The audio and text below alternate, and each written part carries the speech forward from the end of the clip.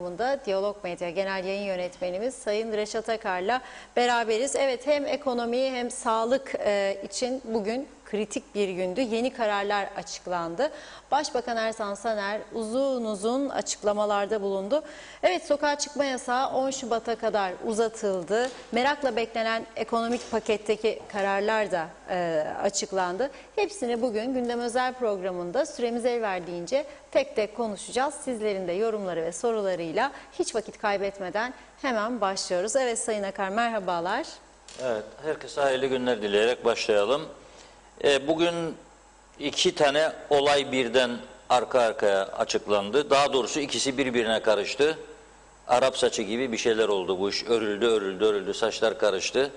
Ekonomik paketle, ki çokluk ne olduğunu anlayan olmadı, Bulaşıcı Hastalıklar Üst Kurulu'nun dün aldığı kararlar karıştı. Kararlar tam olarak net bir şekilde açıklanamadı. Kısmen değinildi. Ondan sonra mecbur oldu Sağlık Bakanlığı parça parça açıklamaları göndermeye başladı. Nitekim şu anda biz programa girerken bir haber daha geldi Sağlık Bakanlığı'ndan, bir mesaj daha. Tüm okul öncesi ilk ve orta eğitimde, kreş ve özel eğitim merkezlerinde yüz yüze eğitim 17 Şubat'a kadar durdu. Kapanma 10 Şubat'a kadar uzatıldı. Okullarla ilgili karar 17 Şubat'a kadar. Şimdi işte bizim burada yapabilecek fazla bir şeyimiz yok. Yani işimiz gücümüz çok yok. Çok sayıda makam sahibi var. Bir yığın parti var. Bir yığın milletvekili var. Bakan var. Bakanların danışmanlar falan. Bir yığın müsteşarlar, müdürler. Dolayısıyla devamlı kendimize bir şeyler bulmamız lazım. Oyalanacak konular. Böyle oyalanıyoruz işte. 2 saat, 3 saat, bir yığın kamera falan orada, cep telefonları, Facebook yayınlar falan. Ve bunlar bizi mutlu ediyor. Çünkü bir şeyler yapmış oluyoruz. Aslında tabii ki gerçek durum o değil. Yani sağduyu sahibi insanlar, gerçekleri değerlendirebilen insanlar ve bu memleketten umut bekleyen insanlar mutlu değil aslında. Gördük bugün Sayın Başbakan bize önce dünyadaki Covid olaylarıyla ilgili bir ders verdi güzelce. Sayılar, mayılar, artan vakalar, CTP'nin hükümetin için kuramadığını anlattı. Millet şeyi bekler. Can derdinde ne olacak, dükkanlar açılacak mı yarın, parasız kaldı adam, dükkan kapalı, kirayı ödeyemeyecek, taksitler durur falan filan, hiçbir şey yok. Ama işin en enteresan tarafı, bak bunun altını çizerek söylerim, çünkü %1 milyon emin olduğum bir konudur. Bulaşıcı Hastalıklar Üst Kurulu dün Sayın Başbakan'a ve kabinesine 14 günlük kapanma götürdü. Ama siyaset kanadı her haftaya dökerek kapanan iş sahiplerine sözde moral vermek amacıyla, yani çokluk moralsiz olmasınlar, çok uzun süre kapanacaklar diyerek bir şeyler kazanmaya çalışıyor. Ama daha kötüye gidiyoruz. 5-5, 7-7 ve ciddiyetsiz görünümler daha fazla sorunlara yol açıyor. Ben o yüzden bir an önce açılma isteyen herkese söylüyorum. Farklı düşünceler olabilir. Herkes kendini dünyanın en zeki, en üretken beyin sahibi görebilir. Ama biz de gerçekleri görebiliyoruz bu ülkede. Bu alınan şimdiki kapatmalar bile etkili olmadığını görüyoruz. Bir defa kapanması lazımdı bu ülkenin, son kez 21 günse 21 gün sağlıkçıların söylediği gibi, ama ondan sonra artık insanlar rahat nefes almalı, ekonomik çarklar dönmeye başlamalı. Bütün dünya şimdi hazırlanıyor. Bugün Avrupa Birliği üyesi ülkelerin nasıl seyahat edeceklerine ilişkin kararlar açıklandı. 72 saat içinde alınmış PCR'lar, yapılacak testlerle ilgili bir takım yeni kararlar vardır. Onlar hazırlanıyor. Güney Kıbrıs'ta hazırlanıyor Nisan'da büyük bir kısmını, ama 1 Mayıs'ta tam açılma. Ve biz neredeyse Güney Kıbrıs'ın 1/3 nüfusu olduğumuz halde Güney Kıbrıs'taki vaka sayılarını yetişmeye çalışıyoruz. Yetişmeye az kaldı artık. Bizde dün 62, onlarda da 100 civarıydı. Yani şimdi onun için baktığımızda bizim eğer önlem alacaksak tam önlem, ciddi bir önlem almak lazım. Ve artık insanlara demek lazım. Biz bu 3 hafta içerisinde kapatacağız bu işi, temizleyeceğiz ülkemizi ve ondan sonra sektörleri kademeli bir şekilde açacağız. Herkes işinin başına dönecek ve can korkusu olmayacak. Ama geldiğimiz noktaya bakınız, sağlıkçılar da artık doktorlar, bazı doktorlar ve hemşireler başladı her gün sosyal medyada vay da öyle, vay da böyle. Tabii haklıdırlar bir yerde, onlar bizden daha iyi görüyor içeriye gelenleri, durumları. Tabii ki haklıdırlar ama bu noktada onun da konuşulması lazım. Sağlıkçıların, doktorların özellikle içeriden ve hemşirelerin bizlere umutlarımızı daha da olumsuz yönde etkileyecek mesajlar vermeleri halinde nasıl bir ortama sürükleneceğimizi de düşünmek lazım. Ve Sağlık Bakanlığı'nın bir an önce kendi ekibiyle, doktorlarıyla, hemşireleriyle konuşması ve bu işte bir ortak noktaya varmaları lazım. Yani bize öcü korkusu verirseniz psikolojimiz ne olacak? Yoruluyorsunuz, biliyoruz, haklısınız ama bunun da bir çaresinin bulunması için zorlamak lazım. Bağlı olduğumuz sendikalar var. 2-3 tane sağlık örgütü var bu ülkede. Esas başından beri bizim de söylediğimiz bu örgütlerin bakanlık üzerinde daha etkili olup doğru dürüst kararlar alınmasını sağlamak. Yani eksiklerin giderilmesi. Yani pandemi hastanesi 3 ay sonra açılmamalıydı kısmen o da. Ve aldığımız bilgilere göre bu pandemi hastanesi diğer hastanelerden çağrılan hemşirelerle ve getirilen doktorlarla açıldı ve şu an itibariyle de dolmasına milim kaldı. Belki de biz burada şu anda konuşurken dolmuş vaziyette de olabilir. Aslında dünden dolmuş olacaktı. Bunu da gayet emin bir şekilde söylüyorum burada. Fakat tek kişilik odalara 2'şer kişi almaya başladıkları için dün dolmadı. Çünkü bir de bunun yaratacağı ortam vardır. Hastane de pandemi de doldu. Vay anam şimdi ne yapacak? Nereye göndereceğiz bunları ya? Nereye göndereceksiniz? Aynen pandemi temaslı otellerinde olduğu gibi. Şimdi yana yana otel arıyoruz diyor Sayın Başbakan. Bugün da yollayalım diyor temaslıları. 10'udu. Dün akşam itibariyle 12'ye çıktı. Geçen hafta 8'di. Hafta sonu 10 oldu. Bugün 12 oldu. 12 otel. Geçen hafta sonu Diyalog Gazetesi'nde verdik manşet. Buradan da dün söyledik. 750 idi. Cumartesi, pazar itibarıyla temaslıların sayısı, otellerde konaklayan temaslıların sayısı dün akşam 1000'e çıktı sayı. Devamlı toplayıp götürüyorlar veya telefon açıyorlar. Falan otele gideceksiniz, falan yurda gideceksiniz diye gidiyor insanlar. Çünkü temaslıların sayısı gittikçe artıyor. PCR testleri de yeterince yapılamıyor. Çünkü elde yeterli miktarda test kitinin olmadığı belirtiliyor. Mart ayından bugüne, Şubat'a neredeyse bir yıl oluyor. Biz hala daha kit sorunu yaşıyorsak burada bir noktayı koymak lazım. Neden böyleyiz? Neden daha çok alınamadı? Neden alınamıyor? Nedir sorun? Bunun dibine inmemiz lazım. Şimdi son günlerde benim için de söylenenleri diyorum. Reşat Akar kapatmaya karşıydı. Şimdi ne oldu da kapanmaya? Görüyorum çünkü darmadağın ortalık. Darmadağın.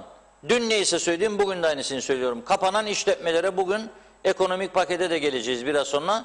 Ama bu ekonomik pakette acaba umduğunu bulabilecek mi kapanan sektörler? Onları tatmin edecek mi? Herhalde etmeyecek. 1500 Türk lirasıyla kim geçinecek? Nasıl geçinecek? Yani onu da konuşmamız lazım.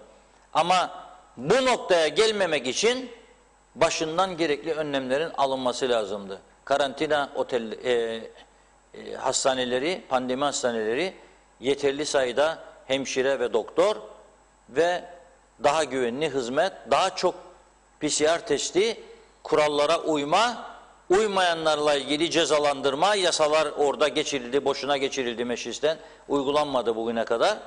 O zaman kapanma ihtiyacı doğmazdı. Ama şimdi bakıyoruz ki bizler de vatandaşlar olarak ihmallerimiz oldu. Devletin de ihmalleri oldu. Hem de çok büyük ihmalleri. Her şeyin içine politika girdi, siyaset, seçim beklentileri girdi, kurultaylar girdi ve hala da belli ki o atmosferden çıkamadık. Bu kadar çok vaka, bu kadar çok kriz, bu kadar çok insan ağlıyor. Hala da kararlar siyasi amaçlı değerlendirilerek alınıyor. İki tane enteresan örnek vereceğim.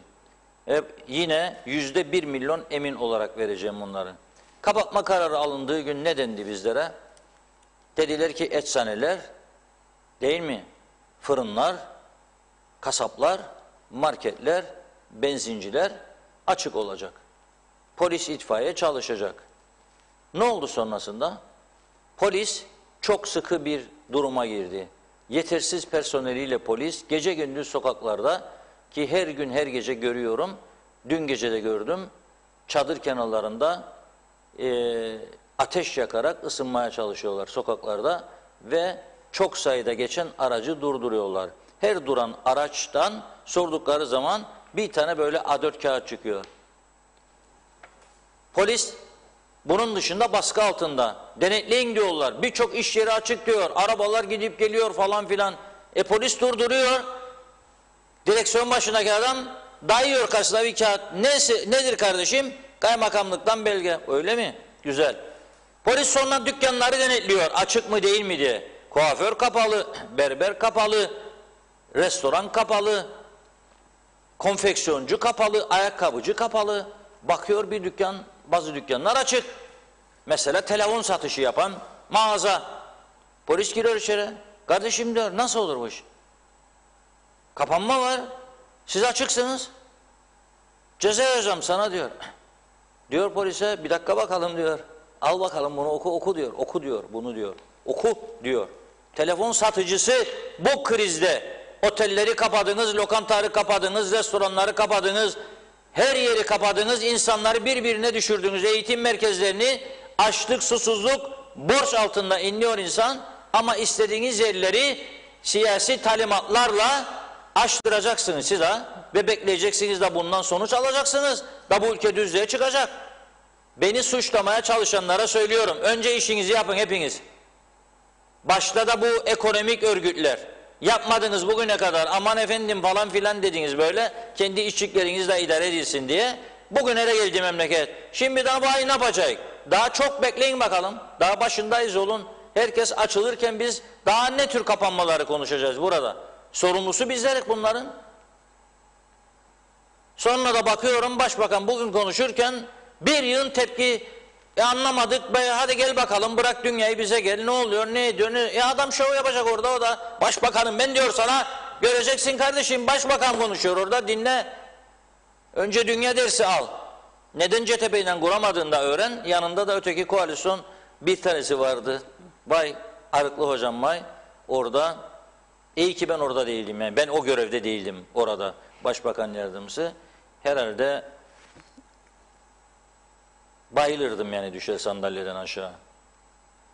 Mecburen biz okuyacağız şimdi. Alınan kararlar bulaşıcı hastalıklar üst kurulu daha sonra attı. Onlara da eskiden çok tepki gösteriyordum. Bazı kararlarına katılmıyordum. Gene de katılmıyorum bazı kararlarına. Fakat şu anda da onlara sabırlar diliyorum. Sabırlar diliyorum. Saatlerce oturup görüşüyorlar. Kendilerine göre sağlık uzmanlarının görüşlerini birleştiriyorlar. Diyorlar ki biz bununla mücadele edebilmek için bu kadarlık bir süreye ihtiyacımız var. Götürdükleri zamanla sunuyorlar başbakana ve bakanlara. Onlar orada kendi aralarında tartışıyorlar. Herkes bir takım görüşler ortaya sunuyor. Ve herkes kendinin geleceğini de düşünerek ve partisinin bir takım şeyler öneriyor. İşte bu 14 gün yerine bugün 7 gün açıklanma budur.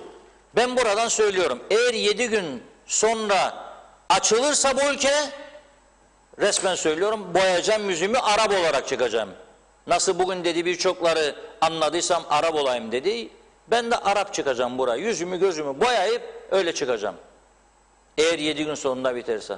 Bitmeyeceğini kendileri de biliyor. Ne alay ediyorsunuz bizimle? Yani bir hafta sonra bir daha basın toplantısında gene dünyadaki Covid rakamlarını vererek Yapalım bu işleri. Ha, bilmiyorum. Bu kadar yıldır meslekteyim. Böyle bir siyasi düzensizlik görmedim. Eğer korkarsak da, konuşmazsak da, bunları tartışmazsak ve bir an önce önlem alınmasını teşvik etmezsek, vay halimize derim buradan sadece. Vay halimize vay. Ne tekne bulacak, buradan başka yere kaçalım, ne de uçak bulacak. Uçup gidelim. Yazık olacak bize de, bu güzel ülkeye de. Zaten yazık. Zaten yazık ediyoruz. O yüzden bence herkes düşünsün. Bu açık yerler, gene burada belirtiliyor açık olacak yerler. Yani inşallah azalır sokakta gördüğümüz araç sayıları. Ama bence bunlar konusunda da önlem alınmalı. Yani tüm benzinciler aynı gün açık olmalı mı? Tüm fırınlar aynı gün açık olmalı mı? Tüm eczaneler, yani eczaneler rotasyona bağlanamaz mı hafta sonları olduğu gibi? Neden tümü açık olsun? Bir o kadar daha araba sokaklarda. Kimsin? Eczacıyım, eczaneye gidiyorum. Yahu madem ki böyle bir ölüm kalım savaşı var, bu kadar çok vaka var, o zaman nöbetleşe açacak bu iş dükkancıklarımızı, eczaneciklerimizi. Ama Sağlık Üst Kurulu belli ki bunda da başarılı olamadı ve kendilerine dikte edildiği şekilde bir karar üretildiler. Neden başarılı olamadığımızı anlamak için de ben bunları şimdi okuduktan sonra ekonomik kararları daha sonraya bırakacağım. Önce sağlık, kapanma, bununla ilgili kararlar ve bir telefon bağlantısı. Dün bağladığımız Muhip Nal Çakanoğlu bugün gene bağlanacak bize. Neler oldu, neler öğreneceğiz. Şok olacağımız bir nokta daha bugün bizleri bekliyor. Ben biliyorum ama kendimi hazırladım. Sizleri de hazırlayın. Dinlediklerinize siz de inanamayacaksınız. Şöyle diyor. Sokağa çıkma yasağı 10 Şubat 2021 23.59'a kadar uzatıldı. Bu süreçte açık kalacak hizmetler, okuyorum herkes bilsin. Eczane, benzin istasyonu, fırın, manav, kasap, market gibi temel ihtiyaçların karşılanması çerçevesinde hizmet veren işletmeler ve bunların tedarikçileri 6 ile 19 arasında açık kalabilecekler. Eczane, fırın ve benzin istasyonları tam gün çalışabilecek. Ancak belirtilen iş kollarında çalışanlar haftalık olarak PCR testlerini yenileyerek ilçe emniyet kurullarından izin alacaklar ve belgeleyeceklerdir. Şimdi anlaştık değil mi burada? Eczane, fırın ve benzin istasyonlarında çalışanlar her hafta PCR testi yapacaklar ve bunu götürüp emniyet kurullarından, yani polisten verecekler PCR sonuçlarını da, belgelerini alacaklar ve o şekilde çıkabilecekler.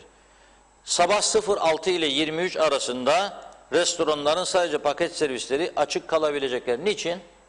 Niçin 23'e kadar? Yani 23'te yemek yemesin be arkadaşım kimse.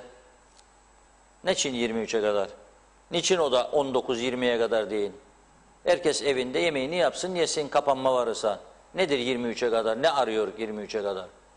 Burada da bir kokular var. Lokantacıyı kapattın evine, meyhaneciyi kapattın, otelciyi kapattın, hepsini batırdın. Şimdi bana dönüyorsun, paket servisleri olanlar. Yarın ben de açacağım bir paket servisi, hadi bakalım. 23'e kadar da vızıl vızıl gitsin 50 tane motosikletli bakalım. Ne olacak? Nasıl kapanmadır bu? İstediğini kapatıp mahvediyorsun, istediğine yol açıyorsun. 23'e kadar hiç gereği olmayan bir durumdur. Hiç. Bunlar da haftalık PCR testlerini yapıp bunlar da izin alacaklar. TÜK'ün döryem arpa satışının devam etmesi, yem fabrikaları ve yem tedarikçilerin faaliyetlerini sürdürmelerinde gerekli esnekliğin gösterilmesi, un fabrikaları, süt kurumu ve süt işleyen imalathanenin de üretimlerine devam etmesi. Bütün süt işleyen, yani bütün yoğurtçular, bütün hellimciler hepsi açık. Bunda da rotasyon yok. Benim imalathanemde 30 kişi vardır, 20 kişi var. 20 kişi vızıl vızıl yollarda. Göster kağıdı polise, devam et. Nasıl kapanmadır bu arkadaşım? Anlamış değilim. Anlamış değilim. Oto araç kurtarma, internet servis sağlayıcılarının arıza hizmetlerinin devam etmesi için buna kural koyman gerekmez mi mesela? Her işletmede one person ya two person, bir kişi ya iki kişi. Rakam yok. Ver 30 kişiye gitsin. Özel güvenlik hizmeti veren firmaların çalışmaya devam etmesi. Su ve meşrubat üreticileri, dağıtıcıları, satıcıları devam. Hayvancılık, tarım, gıda, ziraat, mücadele ve bu sektörlere ait ihtiyaç tedarikçileri devam. Maske, kişiler, koruyucu ekiplerin, üreticilerin faaliyetlerine devam etmesi devam. Kim kaldı kapalı? Kim kaldı kapalı? Evet. Açık pazarlar kurulmayacak ama diyor. Hadi bakalım. Marketler açık. Git salatalığı 16,5 liraya al oradan. Açık pazarda 5 lira, 4 lira, 6 lira olacak. Oraya gitme. Yasaktır çünkü bulaş var. Marketin içinde yoktur. Açık pazar oldu mu? Halbuki bir taraftan da derler açılın diyor. Açın, hava alın, oda kapalı kalmasın. Havasız yerde oturmayın, açık yerlerde oturun. Çünkü açık olan yere gelmez bu virüs diyorlar. Şimdi beni açığı kapatıyorsun, kapalılara hücum diyorsun. Bu da anlamış değilim. Evet. Bu çok mühim. İlçeler arası giriş çıkışlar durduruldu. Yandı polis gene, yandı. Polis duracak. Girne'den Lefkoşa'ya gitme zaten duruyor. Ne yapıyorsun Girne Lefkoşa'ya? Yasaktır. Lefkoşa'nın Girne'ye yasak. Lefkoşa'dan Maus'a yasak. Maus'a'dan Lefkoşa'ya yasak. Lefkoşa'nın Güzelyurt'a, Güzelyurt'tan Lefkoşa'ya yasak. Güzelyurt'tan Lefke'ye, Lefke'den Güzelyurt'a yasak. Kim bekleyecek bunları? Polis. Kaç yüz tane polisin var? Kaç tane ihtiyacın var? Bunları kapsasın. Sordun mu polisin yeteri mi bu sayısı yetmez mi diye? Yazık günahtır sabahlara kadar bu insanlar sokaklarda. Bekle babam. Ama 23'e kadar paket servisler de full devam. Evet, ilçe arası giriş çıkışlar durduruldu. İlçeler arası görev yapan polis, sağlık, yaşlı bakım merkezleri, özel laboratuvarlar, itfaiye, sivil havacılık, elektrik kurumu, belediyeler, bankalar, muhasebeciler, ithalat ve ihracatta izin makamı olan ticaret ve sanayi odaları ile bu alanda zaruri nakliye, sigorta şirketleri, sarı basın kart tamiri ve veya basın çalışan hizmetlerine devam edeceğiyle kişilerin çalıştıkları kurumun en üst amirinden alacakları görev belgesiyle giriş çıkışları sürdürebilecekler. Hadi basın çalışanlarını anladık. O da faal olanlar. Yani resmi ulusal kanallar ve gazeteler olsa anladım. 100 tane internet var şimdi. Hepsi de basıncıysa vay halimize her birinden 3 kişi gösterdiğinde 300 kişi çıktı senin karşına. Ondan sonra polisler her durdurduğumuz kağıt gösterecek. Gösterecek. Ben açık söyleyeyim yani 1000 tane sadece basıncı çıkacak size önünüze. Çıkıyor zaten görürsünüz. Bir taraftan ama anlamış değilim. Bir yığın şey var. Özel laboratuvarlar, itfaiye, sivil havacılık anladık. Elektrik kurumu, belediyeler, bankalar, muhasebeciler ne yapacak muhasebeciler her taraf kapalıysa? İthalat ve ihracatta izin makamı olan ticaret ve sanayi odaları. Ver babam ver sanayicilere kağıtları. Koştursun gitsin herkes işine devam etsin. Alamayanlar, berberler, kuaförler yazıklar olsun size, konfeksiyoncular, ayakkabıcılar siz yandınız. Acaba bunlar kapatacak mı şimdi merak ederim bunları duyduğumda. Merak ederim. Yani benim ayakkabıcım olsa gındırık bırakırım kapıyı. Yarından itibaren bu kararlardan sonra kapıyı gındırık bırakırım. Veya arka kapıdan. Müşteriler derim yan kapıdan gelin. Evet. Olmayacak. 5. maddeyi okudum, yoruldum yani. 6. maddede 17 Şubat 2021 tarihine kadar az önce okudum. Devlet ve özel okullarda tüm okul öncesi ilk ve orta eğitimde yüz yüze eğitimler, dershane, etüt, özel dersler, kurs aletleri de dahil durdurularak online eğitime geçilmesi uygun görmüştür. Salgın toplumda yaygın olarak görünmesi ve sokağa çıkma yasağı göz önünde bulunduğunda kreşler ve özel eğitim merkezlerinin hizmetlerini durdurmasına karar verilmiştir. Kuzey Kıbrıs'ta ikamet eden ve Güney Kıbrıs'ta rutin tedavileri gören, tedavisi başlamış hastaların mağduriyet yaşamaması ve tedavinin tamamlanabilmesi amacıyla Sağlık Bakanlığı'na izin almak kaydıyla güneyde günübirlik karantina uygulaması olmaksızın geçiş yapmaları uygun görülmüştür. Sağlık amacıyla geçiş yapacak hasta ve refakatçileri gereği halinde girişte son 3 gün içinde yapılmış, gereği halinde istenirse, saçlar daralıysa böyle, hele brilantinde böyle parlak yağlar vardır sürdüğü zaman parıl parıl saçlar, o zaman no PCR. Ama sabah saçlar paçoz olursa böyle darmadağın uyku haliyle da giden sakal da kesilmemiş, geç bakalım 3 gün PCR'a, asker tıraşı olduktan sonra no PCR. Maalesef. Evet. 8 yeşil at tüzüğü. Kim okuyacak bunları? Kim bunların dinleyecek, yerleştirecek, beyni de buna göre gidecek? Bilmiyorum. Yeşil at tüzüğü kapsamında temassız ticaret yapan kişiler ilçe emniyet kurulundan izin almak kaydıyla karantina uygulaması olmaksızın ticaret yapmaları uygun görülmüştür. Ha, bu çok mühim. Yeşilırmak sınır kapısından sağlık amacıyla ambulansların geçişleri de karantina uygulaması olmaksızın geçiş yapacaklar. Sokağa çıkma yasağı nedeniyle Pire'de ikamet eden veya Pire'de çalışanların geçişleri ilçe emniyet kurullarının iznine tabi olacaktır. Son 14 gün içinde atlıyorum bazılarını. Birleşik Krallık, Hollanda, Danimarka, Güney Afrika'da bulunan yalnızca KKTC vatandaşları ve daimi ikametgahları bulunan kişilerin 14 gün merkez karantinada kalmaları kaydıyla ülkeye girişlerine izin verilmiştir. Güney Afrika'da. Evet. 14 gün karantina. Cenaze törenlerinde sadece 1. derecede aile yakınlarının katılımı olacaktır. Yani polis gelir sorarsa size cenazede neyiniz olur? Bu cenaze sahibi diyeceksiniz ki 1. derecede yakın. Kağıdı da varsa cebinizde çıkarın gösterin, kardeş, kardeşi oğlu, amca oğlu, dayı oğlu, teyze oğlu 1. derecede olur. Güneyde ikamet edip Kuzey Kıbrıs'a çalışanların geçişlerinin bir sonraki karara kadar karantinaya tabi olmasına karar vermiştir. Kuzeyde ikamet edip güneyde eğitim görenler sokağa çıkma yasağı göz önüne bulunarak eğitimlerini online olarak yapacaklar. Beyarmudun'da ikamet eden kişiler ara bölgeleri ve üstel bölgesinde hayvancılık ve tarım faaliyetlerini yerine getirmek amacıyla karantina uygulaması olmaksızın günübirlik geçiş yapmaları uygun görülmüştür. Ev ziyaretleri durduruldu, aklınızda olsun. Çekirdek aile dışında aile fertlerinin bir araya gelmemesine özen gösterilmesi gerektiği görülmüştür. Ev ziyaretleri durduruldu. 1. çekirdek aile kimdir? Anne, baba, çoluk, çocuk. Bunun dışında dayı, amcadır, teyzedir, mezzedir yok. Görüyorum ben, sosyal medyada paylaşıyorlar. Mahalleviyi yaptım, geliyorum Hasibe der. Hasibe de hoş geldin der. Ben de çayları koydum der. Yok diyor. Ama cezası da yok tabii. Gidersen de bir şey olmaz. Polis durdurduğu zaman seni nereye? Markete. Nereye? Eczaneye. Bitti, tamamdır. Hadi güle güle götür sütlacı. O da yapsın, çayı demlesin. İç karşılıklı. Kapandık. Ama ekonomi batar. Her şey battı. No problem. No problem. Önemli olan sistemin devam etmesi, bizim ekranlarda siyaset yapmamız ve bir sonraki kurultay ve seçimlere hazırlık olmamız. Neler olacak bu seçimlerde acaba? Ah! Neler olacak acaba? Evet, alınan kararlar diyor 9 Şubat 2021'de tekrar gözden geçirilecek. Yani bugün 3'üdür.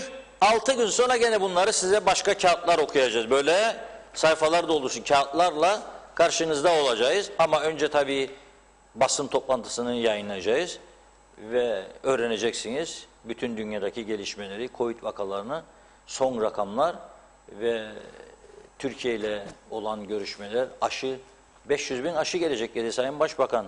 Yahu şimdi başka bir ülkede olsa ne zaman diye bir soru sormaz mı orada oturan?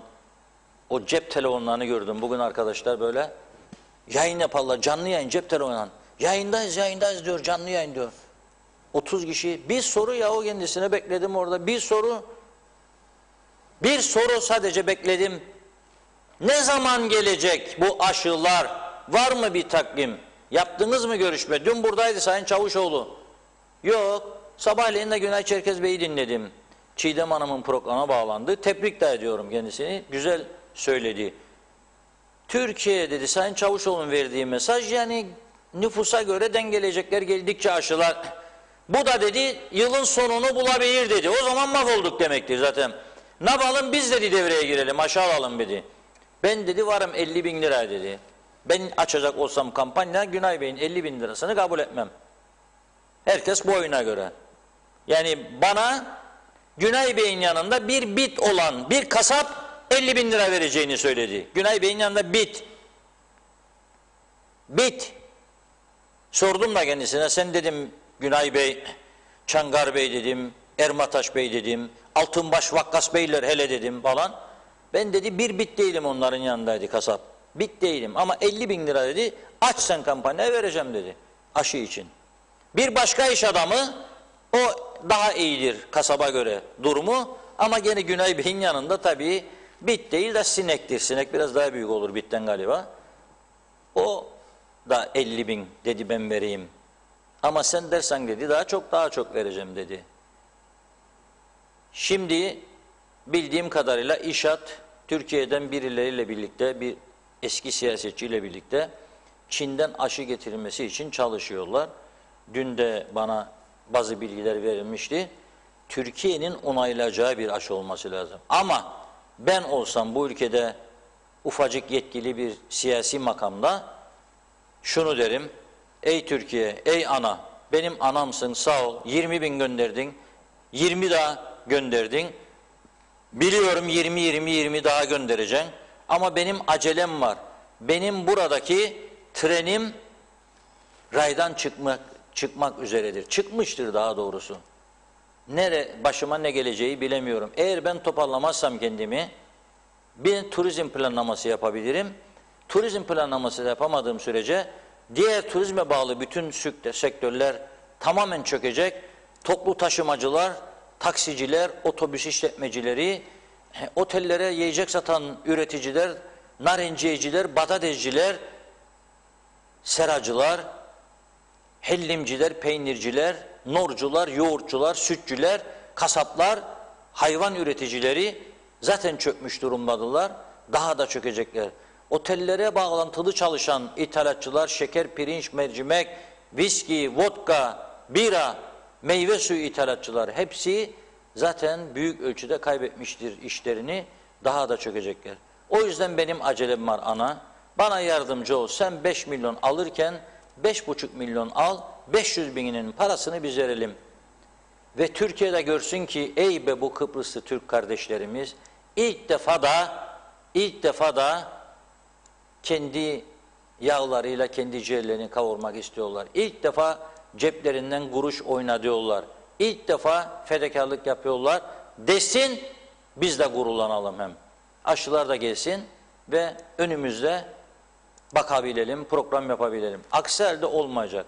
O iş için söylüyorum Günay Bey bugün evet çok güzel bir çıkış yaptı.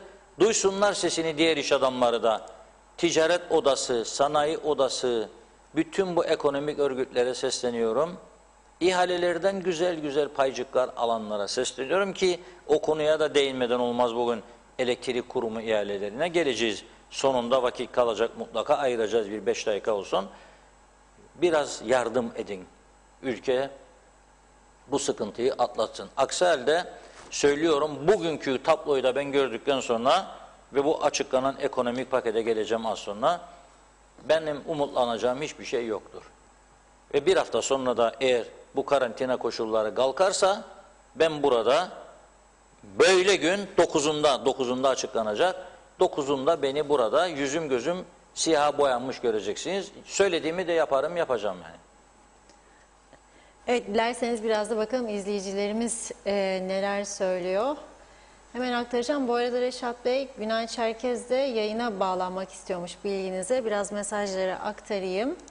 Evet, Nizamettin Oktan iyi yayınlar diliyor. Çalışma izni olmayan çalışan kişilere yardım yok mu diye sormuş alınan kararlarla ilgili. Bumin Mulla dayılar. Bu kapanma değil de milleti deli etmekten başka bir şey değildir yorumunda bulunmuş. Mehmet İnancı bir tek kapalı Hamitköy'deki mandıralarla birkaç köydeki mandıra kapalı kalacaksa, herkes izinli olacaksa mutasyona uğrayan korona üremeye devam edecek diyor. Ebru Yalçın Karakaşlı'da online satışların olduğunu söylemiş. Mustafa Potak taksiler de kapalı Reşat Bey diyor. Necdet Mavi Gözlü İnsanların çoğu saat 11'de yatıyor. 11'e kadar kim evine yemek çağırıyor ki paket servisçiler 11'e kadar açık demiş. Evet, Ahmet Ulubay bu kadar üniversite ve bilim adamı var ülkede fakat siyasi istikbal kaygısı her şeyi engelliyor diyor. Altan Şaziye Cumhur'da bu nasıl kapatma? Marketler insan dolu, yollar trafikten geçilmez demiş. İnanç Yıldız iyi yayınlar diliyor. O da kapanmayı eleştirmiş. Doğru dürüst yapılmıyor diyor. Mehmet Akın, rekora gidiyorsunuz demiş izlenme sayımızla ilgili. Umarım yayın saatinizi biraz daha uzatırsınız. Doğru, dürüst ve tarafsız gazeteciliğin adresi 2020 Diyalog Medya demiş. Yılmaz Yüksek, bulaştan korunmanın bir önemi de açık havada yürüyüş. Bizde yürüyüş yasak Allah aşkına.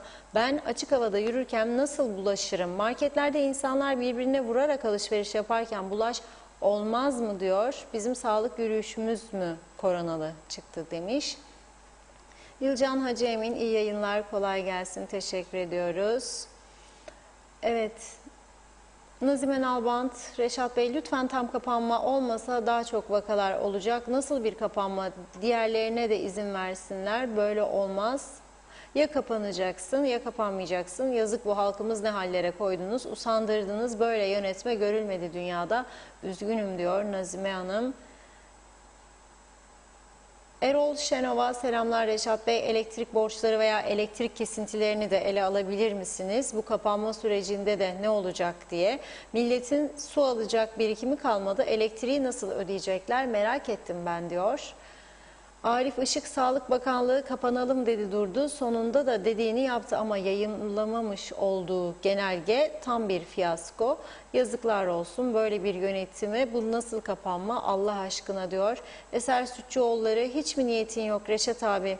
Geçsene meclise temizliğe demiş. 2 adımdır senin dükkandan oraya. Sen çık, bağımsız da hallederiz. İkna et, 20 tane yasa geçsin. Kılınç olur Kuzey Kıbrıs. İyi yayınlar diliyor Eser Bey de. Kudret Eriz, bankalar rotasyonlu çalışıyorlar. İçeriye teker teker alıyorlar demiş. Fatoş Köroğlu, teşekkür ediyoruz. İyi yayınlar dilemiş. Tolga Yaşa, Pile ilçeye sordu. İlçe Pilelileri geçirdi. Tamamdır. Borç vermişti. Garip bir yorumda bulunmuş Tolga Bey. Tam okunmadı maalesef. Cenk Işık, selamlar, iyi yayınlar Funda Hanım, Reşat Bey. Ben bu PCR testlerini yanılma payı olduğunu düşünüyorum. Dünya Sağlık Örgütü açıkladı. Zaten yanılma payı olduğunu onlar da söyledi. Evet, Jimmy Moller, Reşat abi bir ay önce olacaktı bu kapanma diyor. İnsanları sıkı tutmak lazım. Ekonomi her zaman batıktı. Tek yol çözüm Avrupa Birliği, turizmin, üretimin ama Türkiye'ye veya Türkiye'ye bağlanalım, bu hikaye bitsin demiş. Mehmet İnancı, Reşat Bey siyasete atılma vakti gelmiştir kanaatindeyim.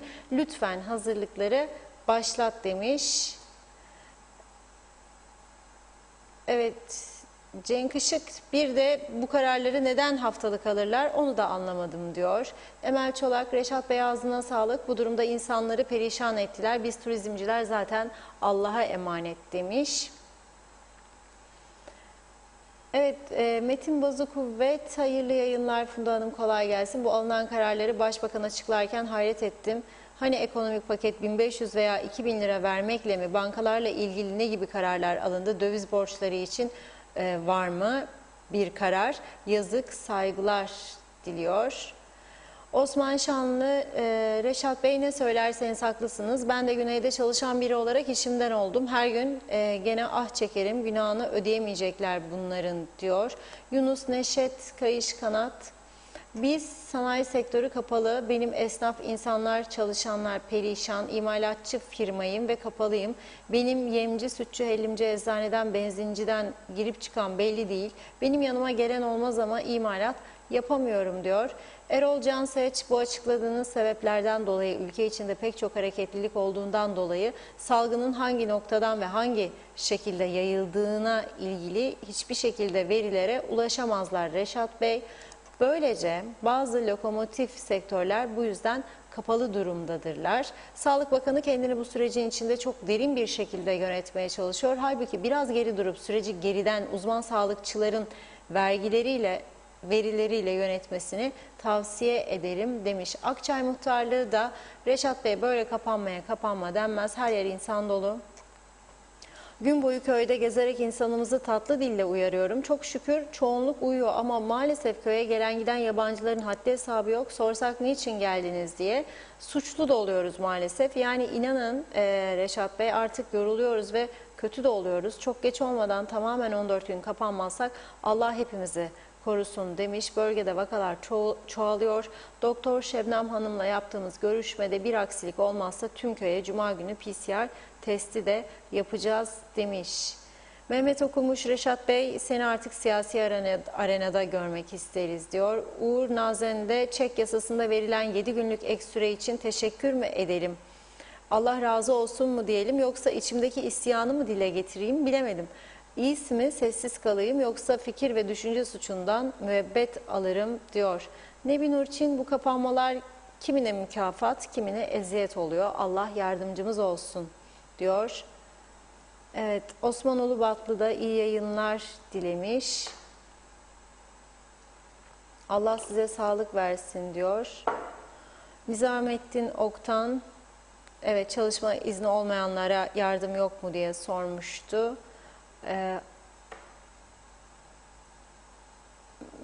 Bakıyorum Emine Kara Mehmet, ben Ertuğrul Kara Mehmet.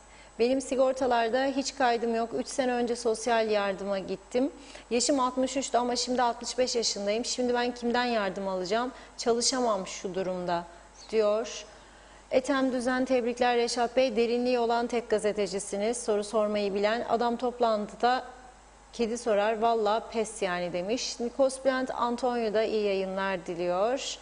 Bu yasaklamalar sanki de güneyden kopya çekildi. Bakalım hangi yönetim bu yasak uygulamalarını kontrol edecek ya da edebilecek, saygılar dilemiş. Metin Erdem iyi yayınlar diliyor o da. Reşat Bey ne söylerseniz bizim hükümet anlamaz. NATO mermer, NATO kafa diyor. Sedat Elife Şen 9'da biz de sana katılacağız resimle paylaşarak demiş. Kerem Yılmaz Allah aşkına adam akıllı bir kapanma yapın, süreci uzatmak işinize mi gelmiyor anlamadım diyor. Cihan Köroğlu Reşat Bey siyaha da boyansanız maviye de boyansanız biz sizi yine izleriz demiş. Hasan Kebapçı'da Hamitköy çemberini gösteren kameralar da kapalı diyor. Vicdan onur ver. İyi yayınlar diliyor o da. Ayakkabıcı konfeksiyonu züccaciyeyi kapatan hükümet büyük marketlerin bu bölümlerini açık bırakmalarına göz yumuyor. Denetlemeyip serbest bırakıyor. Bu yapılan aynı sektördeki esnafa büyük bir haksızlıktır. Bunu yapan market sahipleri doğruluk ve açık sözlülükten bahsederken kendilerini bir numara gösteriyorlar ama iş çıkarlarına ve kazanca gelince yasakları çiğnemekten geri kalmıyorlar diyor. Nebi Nurçin de biz birçok kesim 5 aydır işsizliğe gidiyoruz. O da bitti, iş yok, güç yok, kapanma da oldu. Ne yapacağız bilmiyoruz, turizmciyim demiş. Mustafa Deveci ülke batmış bir hafta tamamen kapansın full kimse ölmez diyor. Tülay Türkmen otel çalışanını Kuzey Kıbrıs vatandaşına destek yine mi yok demiş. Ahmet Okur selamlar taksicilerin de tedarikçi olduğunu düşünüyorum ama niçin çalışmalarına izin verilmiyor? Özellikle Gazi Mausa'da iyi yayınlar dilemiş. Hüseyin Koltan hayırlı akşamlar diliyor. Kolay gelsin. Doğru Haber'in adresi iyi ki varsınız. Çok teşekkür ederim. Ağzınıza, yüreğinize sağlık. Teşekkür ediyoruz. Menderes Güneş, ekonomik paketi aşıya versinler. Bir an önce açılalım demiş. Hıdır Kurnaz iyi yayınlar diliyor. Süleyman Dalaman, bu kapanma ne zaman bitecek diye sormuş. Erhan Çelik iyi yayınlar. Aşı konusunda Kuzey Kıbrıs'a 30.000 adet aşı alınsın. Bu aşılar zenginlere satılsın. Elde edilen gelirle 500.000 aşı alınsın. Bu da vatandaşlara yapılsın. Kesin çözüm demiş. Metin Maraşeli hoş vakitler kolay gelsin diyor. Mustafa Beyaz çalışmıyoruz. Elektrik parası devam. Kredi taksitleri devam. Mazbatalar devam diyor. Mustafa Damar'da birçok vatandaş gibi ben de sormak istiyorum. Banka taksitlerimizi nasıl neyle ödeyeceğiz? Öteleme de yapmadılar Allah aşkına diyor.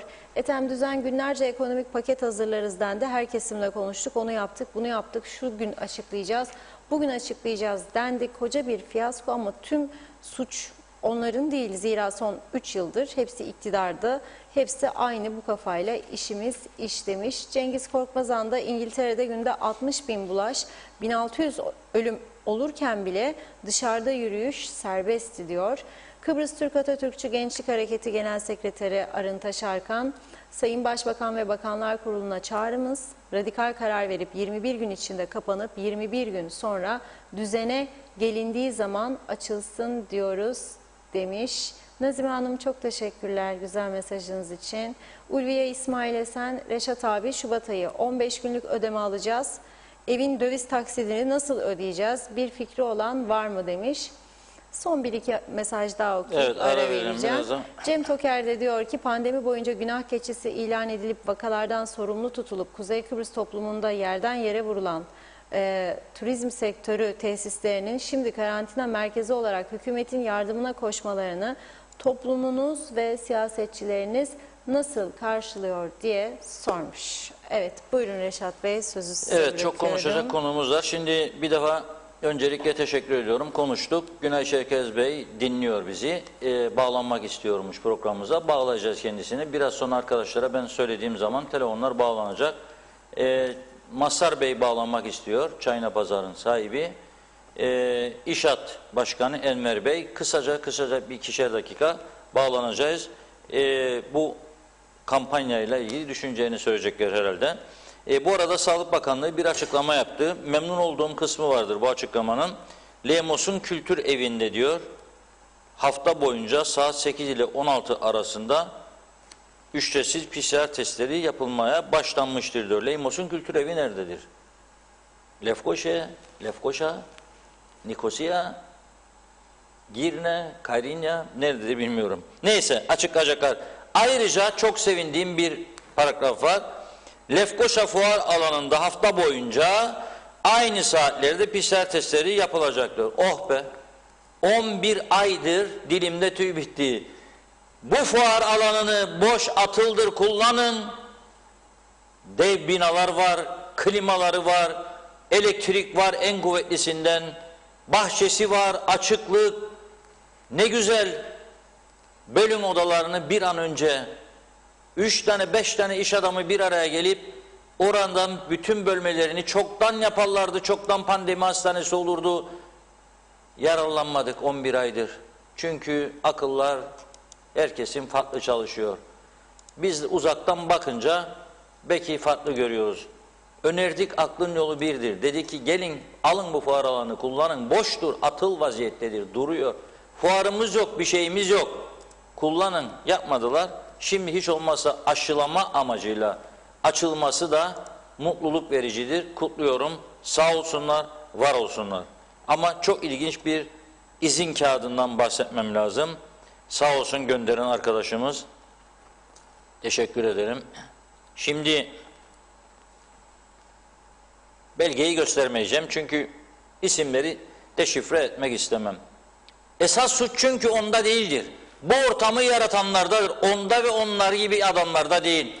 Sen bana diyorsan ki senin sektörde mesela işte okudum tamir edecek, kaza aracı taşıyacak, şu olacak, bu olacak. Da bir sınır koyman bana abi sen. Sınır koymayınca ben de yanımda 9 kişi varsa 10 kişi ayıramam onları. Bir de olmayanları da koyabilirim. Bak niçin koyabilirim? Dur ya bir dakika kardeşim var bilmem ne var. Ben de çalışırmış gibi koy adını. Şöyle diyor bu kağıdı da kendi yazmış tabii. İşletme sahibi Gazi Mausa'nın sanayi bölgesinden çıkıyor yazı. Yolda kalan, arıza yapan ve kamu görevlilerine ait araçların bakım ve onarımını yapmak amacıyla diyor 8 ile 20 arası diyor aşağıda isimleri belirtilenlere diyor izinlidir bunların diyor yasaktan muaf tutulmasını rica ederim. 9 tane isim var. 9 tane isim. Bu demektir ki makinist garajını çalıştırıyor bu adam. 9 tane isim. 9 kişiyle adam garajı çalıştırıyor. Bekleyen arabaları tamir etmeye devam ediyor. Müşteri ister fırsat bulursa daire yok kullanmayacak arabayı. Servis zamanı geldiydi getirelim getir servisi yapalım demek istiyorum. Sonra da bulaş patladı. Zapt edemiyoruz.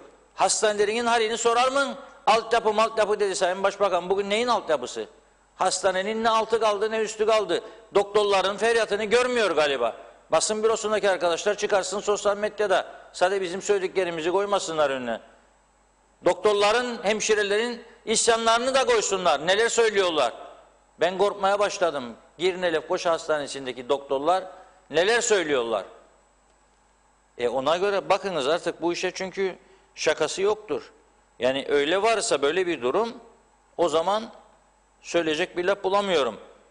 Yani Lemos'un Kültür Evi diyor, merkez diyor, Girne'de diyor Yeni Liman yolundadır. Öğrenmiş olduk Tezer Bey sayende, sağ olasın. Ben bilmediğim için kusura bakma, biraz yani her şeyi bilmemiz mümkün değil.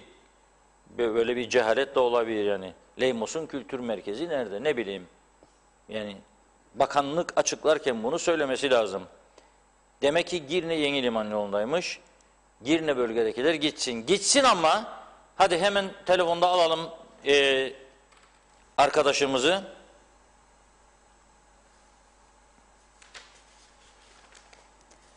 Celebrity Otel'den Muhip Bey'i.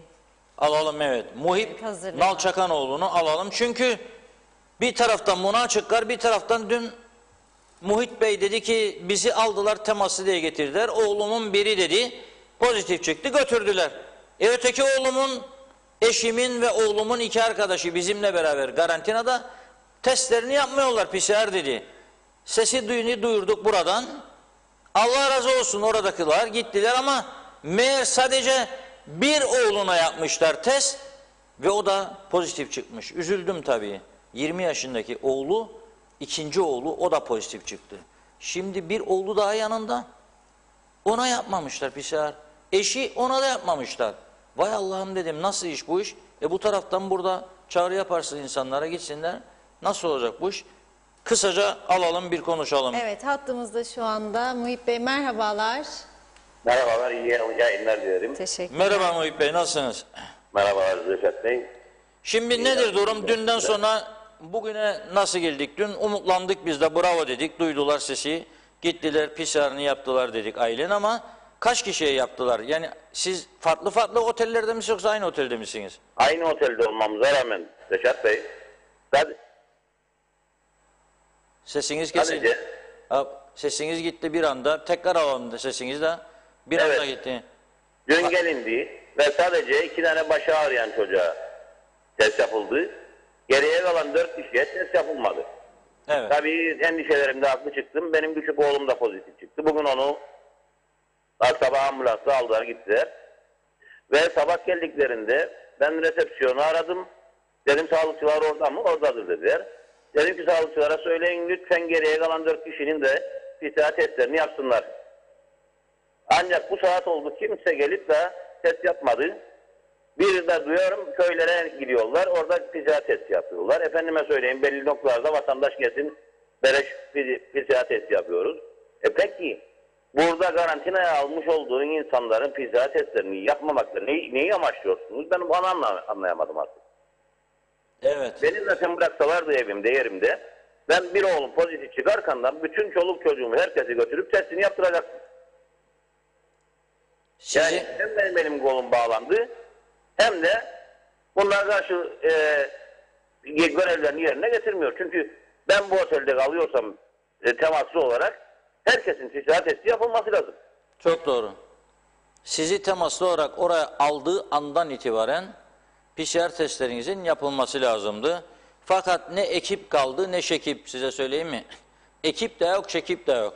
Yani bunlar o kadar bir dağıldı ki, bu iş kontrolden çıktı ki şu an itibariyle ekip yok, çekip yok. Allah yardımcınız olsun diyeyim. Şimdi bir oğlunuz, dün yapılan test sonucunu bugün aldınız, pozitif mi çıktı o?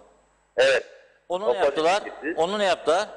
Onu aldılar götürdüler. Şu an bugün hastanede kontrolleri yapıldı. Biraz önce ben irtibata geçtim. Anadolu Otel'e götürüyorlarmış onu da. Anadolu Oteli'ne gidiyor. Evet. Yani pozitif çıktığı için Anadolu Otel'de ayrı bir şekilde, oradakiler herhalde pozitif vakaların olduğu bir oteldir. Evet. Orada Öyle olacak. oluyor. Peki sizinle Aynen. beraber başka testi yapılmayan otelde kalıyorsunuz temaslı diye kim var? Bir oğlum daha var. Artı hanımım var. Testi yapılmamış. Artı benim oğlumdan temaslı 2 tane de komşu çocuğu var. Evet. Peki buradan sesleniyoruz yetkililere. Duyduk duymadık demeyin. Davulcuyu da bugün koymamız lazım. Bu karantina otellerine aldığınız insanların temaslıdır diye PCR testlerini lütfen yaptırınız, öncelik veriniz. Çünkü bu çok ciddi bir meseledir. O insanlar da psikolojik bunalımdadır. Yani sen alıp götürüyorsun adamı temaslıdır diye, O adam acaba bana bir şey oldu diye heyecanlanmaz mı ya? O 3 gündür, 4 gündür orada. Yani buradan sesleniyorum. Ve bakınız, şakası yoktur bu işin. Ekip yetersizdir, artık bellidir. Ekip yok, çekip yok. Davet çağrısı yapınız, bir an önce gelsin. Ben de buradan çağrı yapıyorum. Dün de yaptım. Hemşire, emekli hemşireler, doktorlar, daha neyi bekliyorsunuz ya? Gidiniz Sağlık Bakanlığı'na. Onlar sizi çağırmayacak. Beklemeyin sizi çağırmalarını. Çağırmayacaklar. Siz gidiniz. Geldik hizmet yapmaya deyiniz. Biz de orada olalım ekiplerimizle. Bakalım size görev verirler mi vermezler mi? Gidiniz oraya. Ekip olarak geldik. Ben 30 sene devlet hastanesinde hemşirelik yaptım. Şimdi de geldim, aşı için görev istiyorum sizden bedava. Verecek mi vermeyecek mi size görelim.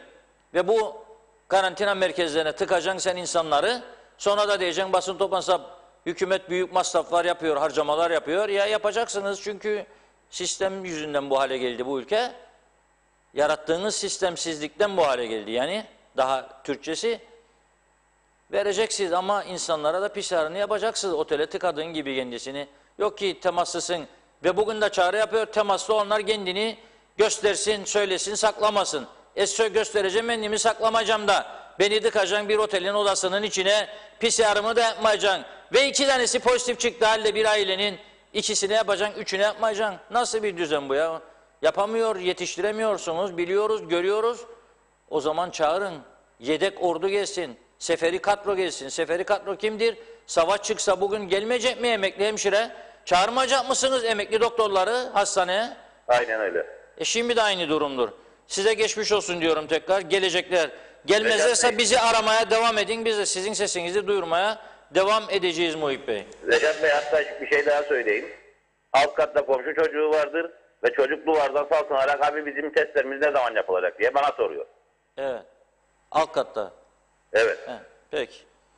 Peki. Çok teşekkür ediyoruz. İnşallah Teşekkür ederim. İyi yayınlar. sesinizi duyacaklar. Dün birini yaptılar. Belki bugün de bir tamamlayacak inşallah bir hafta İnşallah. içinde. Teşekkür. Çok sağ olun. İyi Evet. yayınlar. Çok teşekkür ederiz. İyi günler. Evet. Evet, enteresan bir durum. Adam temaslı diye gidiyor. Oğlu pozitif biri 4 gündür karantinada. Öteki oğlu başım ağrıyor, elim ayağım tutmaz diyor. Kimse gidip test yapmıyor. Dün ta ki buradan sesini duyursun babası duyurdu. Gittiler. Biz sadece bu çocuğa yapacağız dediler ve bir tane daha. Annesi var, bir başka çocuk daha var orada. 2 de arkadaşlar. Onlara da yapmıyorlar. Ne olur ya yapsanız. PCR yoktur desem, test yok, kiti yoksa elinde. O zaman Lemos'un kültür evine ve fuar alanına nasıl çağırın insanları? Yoksa. Varsa o zaman oraya bir ekip gittiğine göre neden onlara da yapmıyor testlerini de rahatlasın bu insanlar? Daha bakalım kaç kişinin yapılmamıştır. Daha bakalım kaç yüz kişinin yapılmamıştır. Korku içindedirler. Onlar televizyona çıkmaya da bir de böyle var. Bir de bu cesaretsizlik var ha bizde. Yani bu arkadaşa ben kutluyorum bu arkadaşı. 2 gündür çıkıp konuşuyor, derdini anlatıyor. Bir de başkaları var. Bana her gün 100 tane, 150 tane mesaj geliyor. İhbarlar yağıyor ama çoğu böyle diyor bana sonunda. Lütfen adımı vermeyiniz. Tamam ya, biz zaten kötü adam olduk. No problem, sizin adınıza bir daha kötü olmaya hazırım ben ama siz de konuşun. Artık zamanı geldi. Sesinizi çıkarın. Birine kötülük yapmak için değil, birine isyan için değil, birini düz yere eleştirmek için değil, yardımlaşmayı artırmak için, yardım talep etmek için, işlerin düzene girmesi için başka çaremiz yok, kalmadı. Kalmadı. Bir taraftan sağlık endişesi, bir taraftan ekonomik endişeler. Yani bir taraftan da ekonomik endişeler. İnsanlar parasız kaldıkça sıkıntı büyüyor. Psikolojik sorunlar artıyor. Yani bunu görebilmemiz lazım. Onun için yardımlaşmayı artıralım ama yaşadığımız sıkıntıları da çekinmeden anlatalım, ortaya koyalım ve yetkilileri görev yapmaya teşvik edelim. Sayın Siber, ilk telefonumuzu alalım arkadaşlar. Günay Bey'den başlayalım hazırsa ama okuyayım çabucak. Çok değer verdiğim, sevdiğim, saydığım bir doktorumuzdur Sibel Hanım. Aile doktorumuzdur. Yıllardır da kendisiyle görüşüyorum. Bugün bir paylaşım yaptı. Yasamız diyor 60 yaşına gelmiş doktorlarımızı emekliye sevk ediyor. 60 yaş bir doktorun bilgi ve tecrübesiyle en verimli olduğu yaştır. Her konuda aslında öyledir de anlayabilenler anlar. Bir değerli doktorumuz daha, Doktor Gülgün Vaiz de diyor, birçok değerli hekimimiz gibi çok aktif olarak çalıştığı bir dönemde sistem tarafından emekliye sevk edildi. Aynen Dizdarlı Bey gibi başhekimlikten. Dünyanın hiçbir gelişmiş ülkesinde doktorlar bu yaşta emekli edilmez. İnsan kaynakları bu kadar kolay harcanmaz ama burası TRNC'dir. Burada harcarlar forever'dir çünkü. Bir doktorun yetişmesi, meslekte tecrübe kazanması uzun yıllar alır. Toplum sağlığını korumada yaşanan zorluklar, hekim sayısının yetersizliği ile ilgili tartışmalar yaşanırken en verimli döneminde hekimlerimizi emekliye sevk etmenin ne anlama geldiğini bir kez daha düşünelim. Doktorların emeklilik yaşını değiştirilmesi için mecliste olduğum bölümde bazı vekil arkadaşlarla birlikte çaba ortaya koymuştuk ama ne yazık ki o zaman yasanın değişmesine karşı direnç gösterilmişti. Çünkü kendi düşündüklerini alacaklardı arka kapıdan yeni. Sizi de emekliye sevk edeceklerdi ki o birileri alınabilsin diye. Kimdir suçlusu bunun? Bu siyasiler değil mi de benim yüzüme baka baka şimdi derler ki birlik beraberlik hep fikir birliği olalım da kurtaralım. Kurtaramazsınız çünkü gerçekler ortada. 60 yaşında adam 67'dir İngiltere'de ama size açar birileri ne ama değiştireceksiniz yasayı da 65 yapacaksınız bizi şimdi. Benim kaldı emekliliğime 1 yılım 2 yılım da sen beni 5 sene daha uzatacaksın. Yıkarım partinizi size der. Alırım bütün delegeleri çekerim der. Onlar da dur ya bakalım biz burada olduğumuz sürece merak etme derler ve dönerler bu da bize roman okumaya. Ne derler? Der, arkadaş bizim evet İngiltere'de 68 olabilir başka ülkede ama siz bilir misiniz bizim ülkemizde ortalama ölüm oranı 53'tür 55'tir. O zaman çekin 50'ye çekin. 35'e çekin ya herkes emekli. Herkesi maaşa bağlayın. Askerler de geçsin paraları da alsın. Bu mu düşünce? Bu siyaset yapımı mıdır bizi öne taşıyacak olan? Sibel Hanım'ın paylaşımı son derece yerinde ama bu mevcut zihniyetle parti MYK'ları ve meclisleri falan filan toplanıyor şu böyle. Yoğun tartışmalar sonucunda ilgili grupların da baskısıyla birlikte yaklaşan seçimleri de düşünerekten kesinlikle bunu değiştirmezler. İmkan bulsalar 60 değil 55'e çekecekler emekliliklerini doktorların. Tam eli doğru dürüst bıçak tutmaya başlar cerrahın. Yeni daha çünkü 100, 200, 300 ameliyattan sonra bişer insan. Onu çekecek emekliye git otur evde daha çok sigara, daha çok alkol, erken zamanda bay bay. Budur zihniyet. Evet bu arada Günay Bey ile telefon bağlantımız da hazır. Evet. Sayın Merhaba Çerkes. Günay Bey. Merhaba, iyi yayınlar Reşat Bey. Teşekkür ederiz. Sabahleyin duyduk sesinizi, memnun olduk. Yani ben rakamı biraz eleştirdim. O da teşvik amaçlı olsun diye söyledim. Biliyorum yoksa siz doğru dürüst bir kampanya olsa değil 50, 100 da verirsiniz, 150 da verirsiniz. O amaçla söyledim. Bağlanmak da istediğiniz teşekkür ederim. Zaten ilk önce 50.000 dedim. Sonra Çiğdem Hanım sorduğunda dedim 100 da veririm dedim. Ha. 150 de veririm, 200 de veririm. Konu o değil. Konu hep beraber birlik olup gereken katkıları yapmaktır. Çünkü bu ülke bizim ülkemiz. Bu insanlar bizim insanımız. Bunları organize edip ticaret odası, sanayi odası, otelciler birliği, inşaat bunlarla beraber bu istenilen bu herhalde 400-500 bin aşağı ihtiyaç var. Bunu rahatlıkla yetecek kadar işte gerek duyulan kadar kaynak yaratılabilir. Yetmezse bu defa da 2 ay memurların yani kamuda çalışanların maaşlarından %1, %2 kesseniz 500 milyon civarında bir kamu var, maaş botrosu var. Bu 10 milyondur. Yani kaynaksa mesele muhakkak bunu organize edip ama organizasyon da adil ve doğru olacak. Vermeyen bu ülkede ben zannetmiyorum. En fakir insanlar dahi buna yapar. Çünkü Kıbrıs Türk'ü çok büyük cefalardan geçti. Ama biz burada ben şunu da söyledim. Yani tabii ki Türkiye kendisine göre bir sistem ya da bir kural koydu. herhalde biz de Türkiye'nin bir parçası olarak değerlendirilip bizim nüfusumuz işte 400-500 bin civarında 84 milyona orantılı olarak bize aşı gönderiliyor. Evet, o da bir sistem. Çünkü de bilir ki ben bu kadar şey edebilirim. Yapabilirim. Ama zaman önemlidir. Biz zamanı hiçbir zaman geri getiremeyiz. Doğru. İnsan hayatını insan bir defa ölür. 5 defa 10 defa da ölmez. Öldükten sonra da gitti. Yani bunları dikkate alarak hareket etmemiz lazım. Bakıyorum ki hükümet gerçekten hikaye okuyor. Böyle palyatif süslemelerle işte kamuda özel sektörde bilmem kaç dükkan açık kalmayan dükkana 1000 TL vereceksin. Tamam 1000 TL vereceksin de yani 1000 TL nedir? Bunlar gerçekten hatalı düşünceler. Yani pasta belli ne kadar büyüktür. Pastayı herkese dağıtmak istiyorsun. İlk önce bana göre kaynak eğer bizim ülkemizi düşünerek hareket edeceksek, insanımızı düşünerek hareket edeceksek, sağlık için bu para harcanmalıdır ve aşıların derhal yapılması lazım. Çünkü bizi kurtaracak olan ve her 2-3 ayda bir, 2 hafta, 10 hafta kapatmayacak olan yöntem aşıdır. Bakın Dubai bunu yaptı. Dubai'de yer kalmadı. Çünkü başka yere gidecek insanlar tatil için gidemiyor. Aynen. Dubai'ye gidiyor. Evet, benim de haberim var.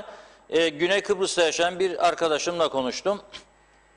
Dubai'de tatildeyim dedi bana. Ne tatili ya aman dedim, bu krizde dedim. Yok dedi, esas dedi burası Kıbrıs'tan daha güvenilir yer dedi. Şu anda çok turistler, oteller full dedi burada. Ve biz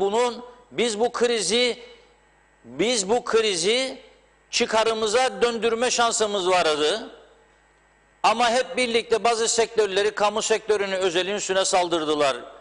Kendi politikalarıyla, güven vermeyen politikalarıyla, tutarsız önlem paketleriyle ve şimdi öyle bir noktaya geldi. Özel kamu arasında çatışma, insanları ikiye ayırdılar. Ve şimdi de ne yapacak? Hastane pandemi de doldu şimdi diye bağırıyorlar. Ne yapacak? Bundan sonrası o da belli değil. Aşı da 500 bin gelecek dedi bugün Sayın Başbakan ama ne zaman gelecek? Kaç ay tutacak bu iş? Biz yıl sonuna kadar bu aşıyı yıl sonuna uzatırsak nasıl açılacak? Nasıl turist getirecek? Nasıl sektörler canlanacak? Doğrudur söylediğiniz. Ben bu jestinizi, bu çağrınızı diğer iş adamlarımızın da duyduğunu tahmin ederim. Zaten sizden de önce beni arayan insanlar oldu. Teklif ettiler. Gene geçen dahaki gibi yapın dediler. Ama biz böyle bir karar almadım ben. Geçen defa bazı %99,9 çok büyük desteğin yanında bazı kıskançlıklar, krizler, başka nedenler bozmaya çalışan, etrafı bulandırmaya çalışanlar oldu. Moralimizi bozdu. Onun için başkaları yapsın diyoruz. Şimdi Sağlık Bakanlığı'na da ben ama sizin de bilmenizi istiyorum bunu ve bütün izleyicilerimiz. Ben bizzat Sağlık Bakanı'na 3 hafta oldu telefon açtım. Dedim ki Sayın Ali Pilli Bey araştırın dedim. Evet KKTC tanınmamıştır ama bu bir özel sağlık konusudur. İnsani bir konudur. Birleşmiş Milletler'den konuşun, devreye girin. Alman elçisinden konuşun, İngiliz Yüksek Komiserinden konuşun dedim. Çin elçisinden konuşun dedim. Türkiye ile konuşun. Biz kendimiz ülke olarak satın alalım. Eğer yaparsanız bunu alabileceğimizi söylerseniz fiyat da belirtin. Deyin ki bize mesela 300 bin adet aşı için 3 milyon dolar istedik deyin bize. Ben dedim size en büyük desteği Medya grubu olarak vereceğim.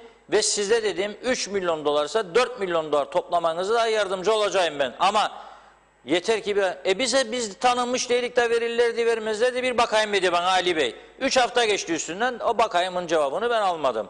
Kendisine de buradan sevgi saygılarımı yolluyorum. Yorgundur. O hükümete de derdini tam olarak anlatamamaktadır. Onu da biliyorum. Anlatabilseydi dün 21 gün kapanma önermiş. Yani 5 gitti, 16 gün daha başarılı olurdu. Olmadı. O yüzden bu sesinizi duymalarını diliyorum. Siz de kendi iç çevrelerinizde Günay Bey bunu geliştirirseniz herhalde daha hızlı bir sonuç alırız.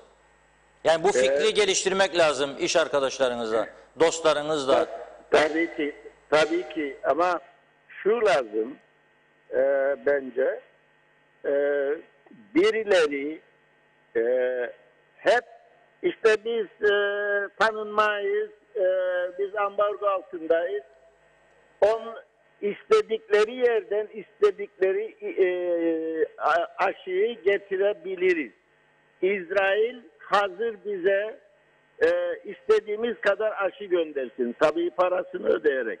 Ama işte ambargo var. Efendime söyleyeyim tanınmayız. Bunlar bana göre mazarettir. Sağlıkta mazaretin yeri yoktur. Dolayısıyla hemen harekete geçilmesi lazım. İşte ekonomik örgütler platformu var. Diğer iş insanları var. Yani ayıp bize ya. Ayıp. Bu ülkede bu kadar insan bu kadar refah içinde yaşarken böyle bir fedakarlığı yapmak devede pire. Doğru. Çok doğru. Aynı görüşteyim. Çok teşekkür ederiz Günay Bey. Sağ olun. Yine Evet, konuşacağız bu konuları sizinle. İyi yayınlar diliyorum. Sağ olun. Teşekkürler. Evet, 2 telefonumuz daha var. Arayıp bağlanmak isteyen 2 iş adamımız daha var. Onlar da bağlasınlar dedim. Ama bu arada tabii ki ekonomik konuları atlayamayız. Bugün açıklanan kararlar içerisinde son derece önemlidir. Şöyle diyor, dünkü Diyalog Gazetesi'nin manşetinde vardı zaten. 1500 TL ücret destekleri ile en fazla 5 kişinin çalıştığı işletmelere 2000 TL'lik destek toplamı 33 milyon Türk lirasıdır diyor. 5 Şubat 2021 tarihinde ödenecektir diyor. Bugün kaçıdır? 3'üdür. 2 gün sonra ödenecek diyor.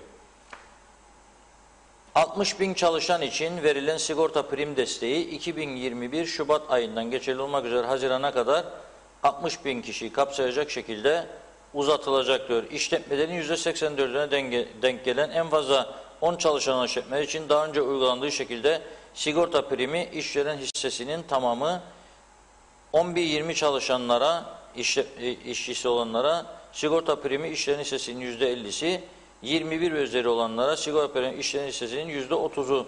Ne günah vardır? 21'den fazla varsa çok istihdam yaptığı için ceza veriyoruz kendilerine.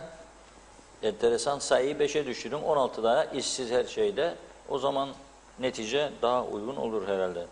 İstihdam Destek Merkez Yönetim Kurulu tarafından kısmi sokağa çıkma yasağının uygulandığı dönemde en fazla etkilenen kapalı işletme sahiplerine kapalı oldukları süre göz önüne alınarak aylık en fazla 1500 TL. Nasıl geçinecek 1500 lira bu insanlar? Ha bu da iyidir, yani hiç yoktan iyidir diyorum. Çünkü o 1500 lira hala geçmişleri alamayan ve kan ağlayan insanlar var. Bu da iyi ama 1500 Türk lirasına gel de geçin sen bakalım, geçinebilirsen 1500 lira. Günübirlik çalışıp ve işsiz kalanlara hükümet tarafından hane halkına 2020 yılında yapılan yardımlara diyor %25 artış yapıldı diyor. Bu çerçevede 2021 Şubat, Mart, Nisan olmak üzere 3 ay boyunca devam edecek yardıma tek kişi olanlara yardıma muhtaç 900'den 1125 alacak. Evli ve bakmakla yükümlü sorumlu çocuğu olanlara 1200'den 1500 TL'ye. Sosyal yardım alanlara 2021 Şubat, Mart, Nisan, Mayıs olmak üzere 3 ay süreyle %10 65 hayat bağına ilave %15 Covid-19 yardımı verilecektir. Engellilere Şubat, Mart, Nisan 3 ay süreyle ilave %65 artı %10 Covid yardımı. Daha önce açıklanan kredi paketleriyle 3250 kişiye toplam 1 milyar 150 milyon TL ve faiz destekli kredi kullanılmıştır. 2021 yılında daha önce açıklanan kredi paketlerinden yararlanmamış. Turizm taşımacıları için 15 milyon, diğer küçük esnaf tarım hayvancı için 105 milyon, toplam 120 milyon TL tutarında yeni kredi paketi uygulamaya konacaktır diyor. Söz konusu paket kapsamında her bir işletmeciye 120 bin TL'ye kadar kredi kullanacak. Alacak da krediyi nasıl ödeyecek? Kaldı mı gücü ödeyebilecek? Hangi kazançla ödeyecek? Bu biraz zordur. 100 bin TL'si amaca bakılmaksızın, yani sosyal sigorta ihtisasının borcu yokluğu belgesi aranmaksızın kullandırılacak diyor. 20 bin TL'si ise iş yeri kira kontratı ibraz edilmesi kaydıyla kullanacak. Dediğim gibi 4 yıl vadeli ve %15 faiz ile. 4 yıl vadeli %15 kolay mı? %15 hattımızda biri var mı? Evet, Mazhar Bey hattımızda. Hemen alalım. Mazhar İkbal Bey. Evet Mazhar Bey merhaba. Selamünaleyküm abi. İyi akşamlar. Aleykümselam rahmetullah Mazhar Bey, nasılsınız? Sağ olasın. Vallahi her gün dinliyorum seni ama bugün benden evvel Güney'de bağlantıda bazı şeyleri benim söyleyecekimi o söyledi. Şimdi ben birkaç gün var bir resmi gördüm bu hastanede. 5-6 tane hemşire arkadaşlarımız erkekler böyle ayaklarına bağlamışlar. Poşet bağlamışlar, kırmızı poşet ve böyle o resmi görünce şaştım kaldım. Dedim bu kadar aciz miyiz biz acaba? Yani ben kendi için söylüyorum ama devlet için bir şey söylemiyorum, kimse için bir şey söylemiyorum.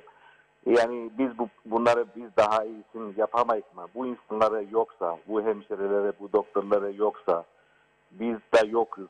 Çünkü kimse bakamaz bize. Eğer bunlar böyle bu kötü duruma düşerlerse benim birinci konu budur. Eğer siz Reşat Akari, biz size çok güveniyoruz ama çok güveniyoruz. Yani bu çalışanları bize, hemşire doktorlara biz acaba para aktaramayız mı? Biraz para toplayalım da ilk benden başlarsınız. Kaç para derseniz bana o para vermeye hazırım ben. Yani 50 bin mi dersin, 100 bin mi dersin, ne dersen ben o para vermeye hazırım yani. Çok teşekkürler Mazhar Bey, sağ olun. Yani bu konuda çok kötü bir görüntü vardı orada ama ne öyle oldu ben de bilmiyorum. Ben biraz yardım ettim kendilerine, birkaç defadır bir şeyler alırım, yollarım ama bu görüntü çok kötü. Biz bu yardım yapabiliriz, devletle konuşup da yapabiliriz bunu. Yani bu insanlar, bu hemşireler, bu doktorlar her şeyimizin. Çünkü onlar çok çalışıyorlar, hiç eve gitmiyorlar, çok az eve gidiyorlar, hemen çağırıyorlar, geri dönüyorlar. Yani onlara bakmak için bilmiyorum, yani başka birine gücüne gidermem böyle bir şey yapmak için. Bir kampanya başlasa da acaba ne olur ve bu paraları aktaralım, kendi malzeme alalım, en az da rahat olsun insanlar. Yani Evet, bir şey alalım, doğru. kendileri bir şey yapalım bu insanlar için. Ben en iyi kasti ne kadar dersen ben onu yapmaya hazırım. Yani Teşekkür ederiz çok, sağ olun. Duyarlılığınız her şeyden önemlidir. Çok teşekkür ederim. İkinci konu var şimdi. İkinci konu söyleyeyim size. Evet. Şimdi bugün sabahtan benim eski bir bakan aradı. Sabah değildi ama saat 2'ydi. Çin'de de saat 8 oldu. Aşı için sordular bana, aşı getirebilir mi diye Çin'den. Dedim vallahi getirebiliriz. Çünkü şu anda birkaç şirket aşı almaya başladı orada. Yarın sabahtan o aşı için biri uğraşacak. Ben daha evvelden 10 bin testlere getirdim oradan. Biraz bir arkadaş daha yardımcı oldu. Bize getirdiniz buraya Kıbrıs'a. Ama bu aşı için de yarın araştırıyoruz. Eğer alabilirse biz arkadaşlarla beraber hem devletle beraber o aşıları satın alacak ve getirelim Kıbrıs'a. Yani Türkiye'de tabii kaç gün kalması lazım. 14 gün kalması lazım. Ama gerekirse o aşıları alıp orada özel şirket satmaya başlamış şu anda Çin'de. Yarın sabahtan onun bir araştırmasını yapıp, çünkü yarın bizim oradaki ofistekiler, Çin'deki benim ofisim var. Oradaki insanlar gidecek, o fabrikana bir görüşecekler. Eğer aşı alabilirse biz parasını ödeyip de aşı alacak. Evet. Peki çok teşekkür ederiz bu girişiminiz için de, sağ olun. Görüşürüz, sağ olun. Sağ olun, iyi günler. Evet, diyor ki ben varım diyor Mazhar Bey. Desteğe 50 bin de veririm, 100 bin de veririm diyor. Yeter ki siz diyor bir şey başlatın, bir kıvılcım başlatın diyor. Tabii burada Mazhar Bey diyor biz Çin'de de girişimde bulunduk. Şimdi İşat Başkanı Enver arkadaşımız istedi bağlansın. Onların da girişimleri var. Bu arada bir başka arkadaşım Küba Sağlık'a çok iyidir bildirdi. Halizumab isminde bir aşı çıkarmış.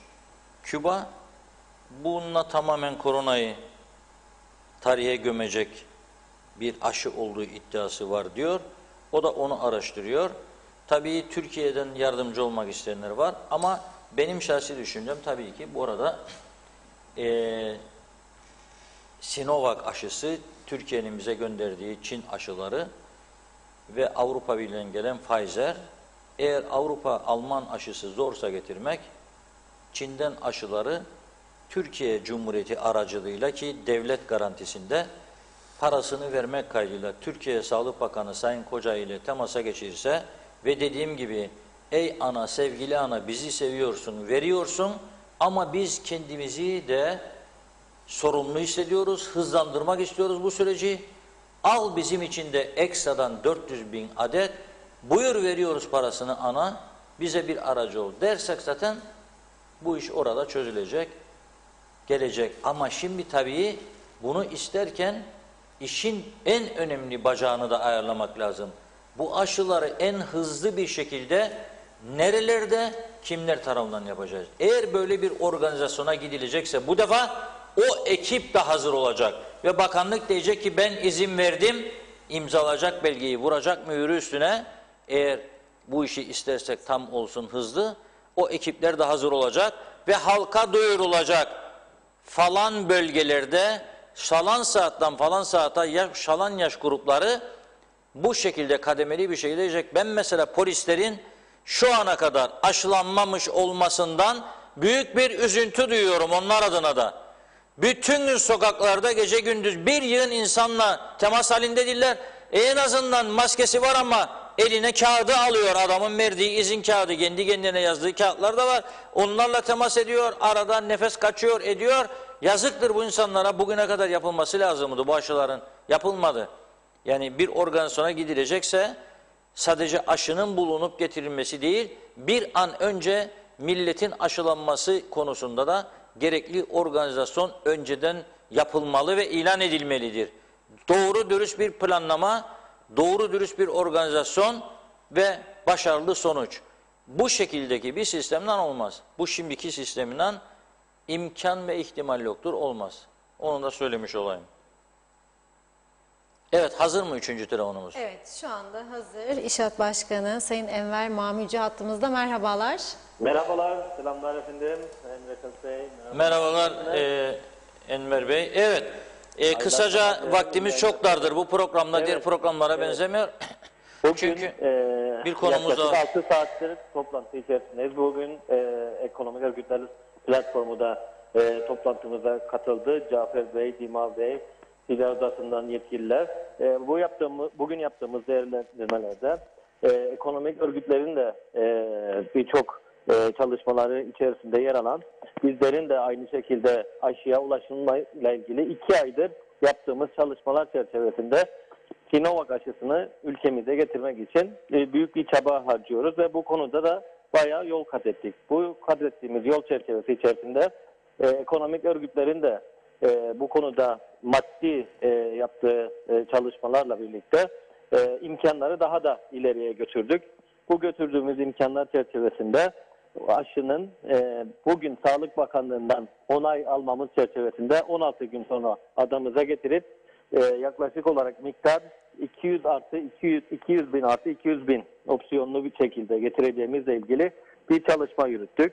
Maliyetleriyle birlikte yaklaşık 10 milyonla 12 milyon arasında yapılan bir para maliyetiyle birlikte sürdürdüğümüz bu nokta mutabık kalındı ve bugün özel sektör, iş insanları ülkeye yaptıracak parayı ve ülkenin gelecekte daha iyi koşullara varması için elini taşın altına koymuştur. Bu yüzden Sayın Günay Çerkez de doğan iş imkanımız, o da söyledi. Ülke şartları içerisinde mücadele edebilecek noktaya biz kolay kolay gelmedik. Biz Solina'dan silah yapıp mücadeleyi veren insanların torunlarıyız. O yüzden bu ülkede her zaman yapacaklarımız ve mücadelelerimiz devam edecektir. İşat olarak da bugün gösterdiğimiz bu mücadelede halkımıza verilecek olan sağlık şartlarının yerine getirilmesi için aşıyı ülkemize getirmek için çaba gösteriyoruz. Bugün alınan kararda yarın Başbakan'la Sağlık Bakanı ile yapacağımız görüşme çerçevesinde alacağımız izinle birlikte Sinovac aşısını ülkemize getirmek için yola çıkıyoruz. Çok güzel. Ve bununla Tebrik da ederim. bununla da ilgili Çin'den onaylı yetki belgemizi aldık. Bu yetki belgesiyle birlikte çalışmalarımız devam etmektedir. Evet. Tabii çok dikkatli olmak lazım bu konuda. Resmi Çin makamlarının ve Türkiye Tabii ki, Cumhuriyeti'nin tabii ki. Yasal Türkiye prosedürler Cumhuriyeti şeklinde Sağlık Bakanlığı'nın onayladığı bir aşı olması lazım. Ve Kesinlikle. bunun dışında eğer bu başarılıysa tabii çok büyük bir iyilik yapılmış olur topluma. Kutluyorum sizleri. Teşekkür Teşekkürler. ediyorum. Devlet imkanları malumdur. Yapılabilecek çerçevede herkesin ulaşabilmesi çok zordur. Bugün dünyada aşı savaşlarının ve aşıya ulaşabilmenin zorluğu ne kadardır? Herkes çok iyi bilmektedir. Bunu Kuzey Kıbrıs Türk Cumhuriyeti halkı için yapma bizim için onurdur. Evet, peki. Çok teşekkür ederiz Enver Bey. Kolay gelsin diyoruz. Saygılar İnşallah dilerim, başarırsınız. iyi yayınlar dilerim. Sağ olun. Görüşmek üzere. Hayırlı yayınlar. İyi akşamlar. Teşekkür ederim. Teşekkürler. Evet, bir izleyicimiz, arkadaşımız yazıyor. Anneme diyor, birlikte yaşıyoruz diyor. Aşı formu doldurdum diyor. 70 yaşındadır annem diyor. Arayan soran olmadı diyor. 10 gün geçti diyor. Sağlık Bakanlığı'na ben ulaştım diyor. Bana verdikleri cevap buna bakacak ve randevu verecek personelimiz yok diyor. Siz sabahleyin annenizi pandemi hastanesine veya tren yoluna getirin. Sıraya girsin. Sıra numarası alın. 1-2 saat içerisinde aşısı yapılır demişler. Evet. Sabreden derviş muradına ermiş. Cevabımı okumadınız diyor Cihan Hanım. Görmedim cevap neydi? Cihan Hanım bir daha gönderirseniz bakacağım. Şimdi yukarıda kaymış olabilir. Evet Mustafa. Şimdi diyor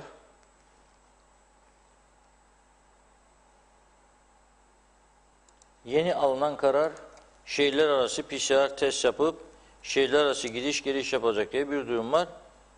Doğruysa biz Lefke'de kalırız. Lefke ilçesinde geçiyor ama PCR testleri sadece Güzelyurt'ta yapılır diyor. O zaman şehirler arası biz gidemezsek Lefke'den Güzelyurt'a PCR testimizi nasıl yapacağız diyor.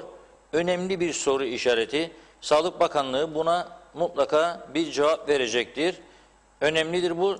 Demek ki Lefke'ye de taşıyacaklar mesela diye düşünüyorum. Bu arada Sağlık Bakanlığı'na da teşekkür ediyorum çok. Konuşurken Leymos'un evini sordum. Şimdi ek bir açıklama yaptılar hemen sıcağı sıcağına. Leymos'un evi Girne'dedir. Girne'yi ekliyoruz açıklamamıza dediler. Teşekkür ederiz. İnsanlık halidir. Unutmuşlardır başlangıçta nerede olduğunu. Biz de sorduk. Onlar da bize söylediler. Çok teşekkür ederim. Sağ olsunlar. Devam edeceğim. Sürekli mesaj geldiği için kapanıyor önü.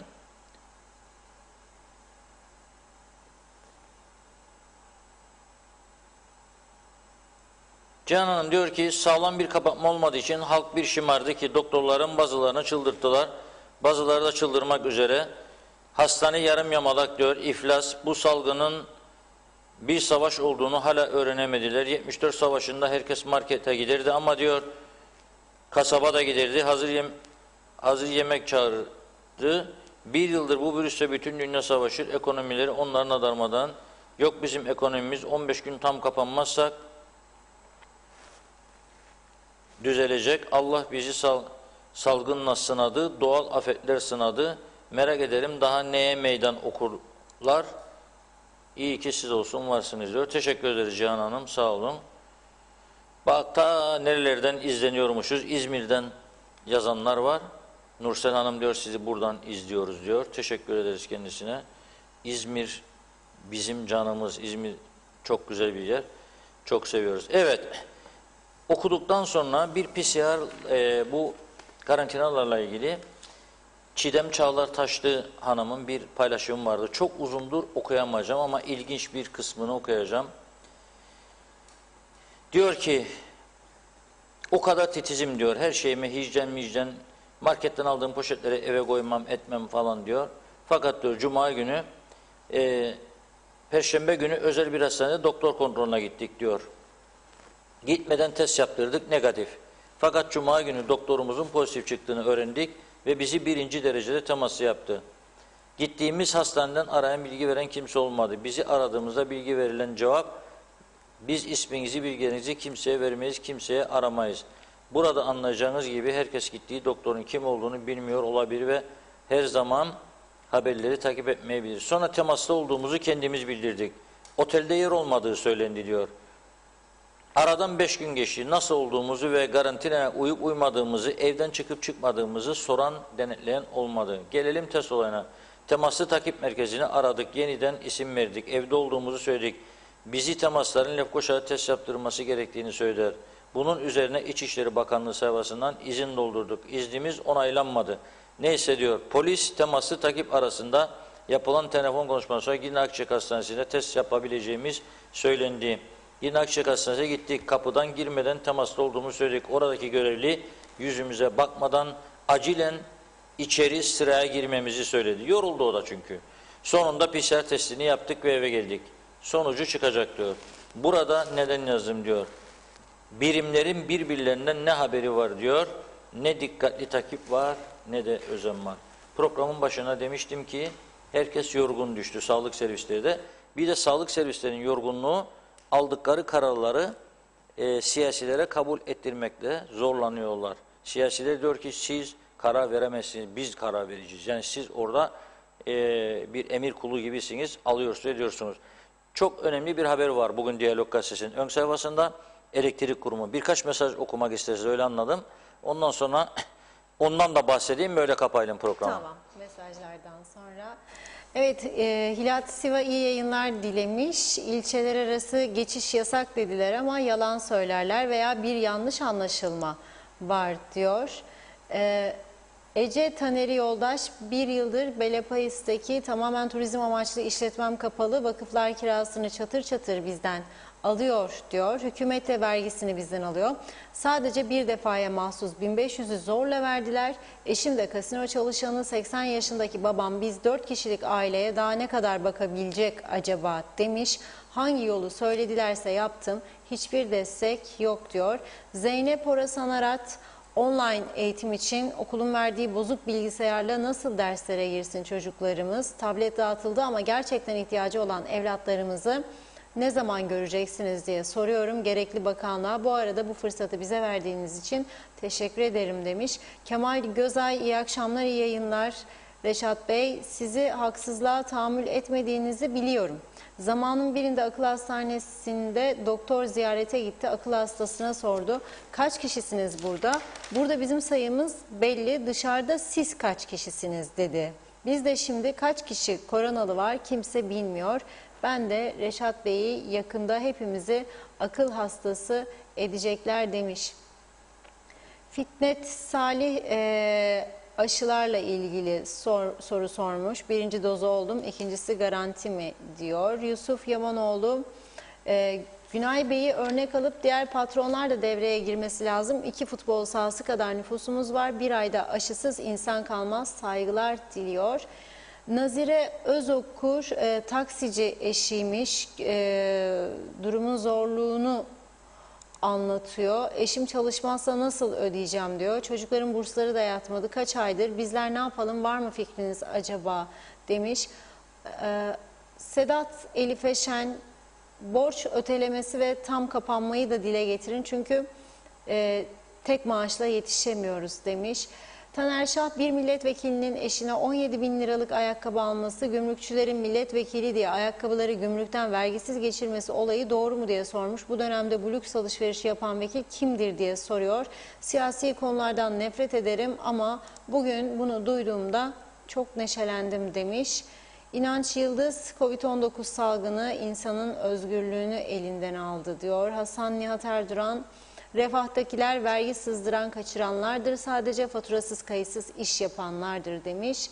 Türker Yiğitcan da Yaşanan bu krizi ülke sayımında yapıldığı gibi cumartesi pazar tam kapatıp herkese test yapıp ülke geneli vakaları tam olarak ortaya konmalı. Her ilçemizde vakaların nerede, nasıl ve ne şekilde yapılacağı planı yapılmalı. Bunu da tüm ilgili paydaşların ortak katkısıyla yapılabilir demiş. Evet, farklı isimlerden yine mecbur okumak zorundayım. Asiye Hanım iyi akşamlar diliyor. Eşim özel sektörde çalışırdı. Kapalı. Yardım neye yetecek? Ben böbrek nakilliyim. Türkiye'liyim diye ben ilaçlarımı alamadım. İçmezsem böbrek atar Reşat Bey. Bilgi isterim demiş. Hasan Mülayim güneydeki işçilerle ilgili yazmış. Evet, güneydeki işçiler ve onlarla ilgili çok fazla sorular geldi sizden. Metin Bulut'ta Reşat Bey, daha önceki kampanyada yaşadığınız kırgınlığı unutun lütfen. Halkımıza bu konuda acilen liderlik etmenizi temenni ederim. Ekonomik endişeleri geçtim. Kaybettiğimiz her saniye insanımıza zarar verecektir diyor. Hasan Ertem de Masar Bey Çin'den aşıları getirsin, siz de gazeteyle beraber dağıtın, olsun bitsin bu hükümette, görsün nasıl bu işler Reşat Bey demiş Hasan Bey. Yunus Tikici, fasulyenin yahnisi geldi gitti, aynısı baştakiler bizi öldürecek Reşat abi, bu virüs değil diyor. Sayar Eker, halkı korkutma girişimlerini önleyelim demiş. Kurtuluş Fellahoğlu, karantina otellerde devlet tarafından konulan güvenlik görevlileri vardı. Şimdi durduruldu. Niye acaba diye sormuş. Devletin parası mı bitti diyor. Evet, Mahmut İlerici de 2 ay önce açık kalp ameliyatı olmuş. Büyük risk grubunda olduğum için doktorumun tavsiyesi üzerine Maraş Sağlık Ocağı'na aşı olmak için gittim, fakat 58 doğumlu olduğum için bana yardımcı olmadılar diyor. Bugün de İskele Sağlık Ocağı'na gitmiş. Yine aynı şekilde aşı yapmamışlar. Yine eve gönderdiler. Emekli bir polisim, 58 doğumlu olduğum için yapmadılar. Ben risk grubundayım diyor. Yardım istemiş o da. Salih Taşkın Londra'dan yazıyor. Karantina ücretleriyle ilgili sorular yöneltmiş. Abdurrahman Yıldırım, benim nacizane tavsiyem marketlerin önünde PCR testi yapılsın. Bunun ücreti de markete giden vatandaştan alınsın. Keyfi sokağa çıkanların sayısı %70 azalır demiş. Mehmet İnancı, şarkı yok mu bugün Reşat Bey diye soruyor. Canan Uysal, lütfen PCR test fiyatlarına da değinin. 150-200 liradan daha ucuz olamaz mı? Maliyetinin çok daha düşük olduğunu okumuştum diyor. Necdet Mavi Gözlü teşekkür etmiş. O da diyor ki Reşat Bey, programı kapatmadan güzel şarkı koyarsanız çok güzel olur. En azından biraz moralimiz yerine gelsin. Hayırlı akşamlar demiş. Ediz Özünlü, iş adamlarımıza izin verilirse Kuzey Kıbrıs'ı aşıya boğarlar diyor. Böyle fırsat kaçırılmaması gerekir demiş. Son 1-2 mesaj daha aktaracağım. Sultan Osman, işleri güçleri maskaralık, 30 gündür evden çıkmadık, ne oldu diye soruyor. Covid arttı, hükümetin yetersizliğinden yasaklar uzatılıyor, bizim suçumuz ne diye sormuş. Gündem sağlık hemşire alacaklarına habire diğer dairelere kadro açarlar. Devlete güven ve saygı kalmadı artık demiş. Ferhat Çağlıoğlu da her zaman olduğu gibi mantıksız ve bilinçsizce kararlar alındı diyor. İlçeler arası iş yerine gideceklere PCR istendi. Peki ilçede yaşayanlar hep negatif mi? Diğerlerinin suçu ne diye sormuş. Evet Reşat Bey. Evet, şarkı bugün epeydir dinletmedik. Bütün bu çektiklerimiz bu korona yüzündendir. Onun için bizim besteyi harcamayalım kolay kolay. Zaman zaman dinleteceğiz korona şarkısını. Onunla kapatacağız ama bir önemli konu daha var demiştim. Evet. Biz bu taraftan aşıya para vardı, yoğdu, 1500 lira ödeyebilecek miyiz, ödeyemeyecek miyiz? Kaldı ki proje kaldı ki bu 1500'ler nereden ödenecek? Şimdi buna soran olmadı bugün. Nereden ödeyecek bu hükümet bulup da bu paraları? Var mı parası? Yok. Neydi proje? Merkez Bankası'nın garantisi altında KKTC hükümetinin devlet tahvili çıkarması.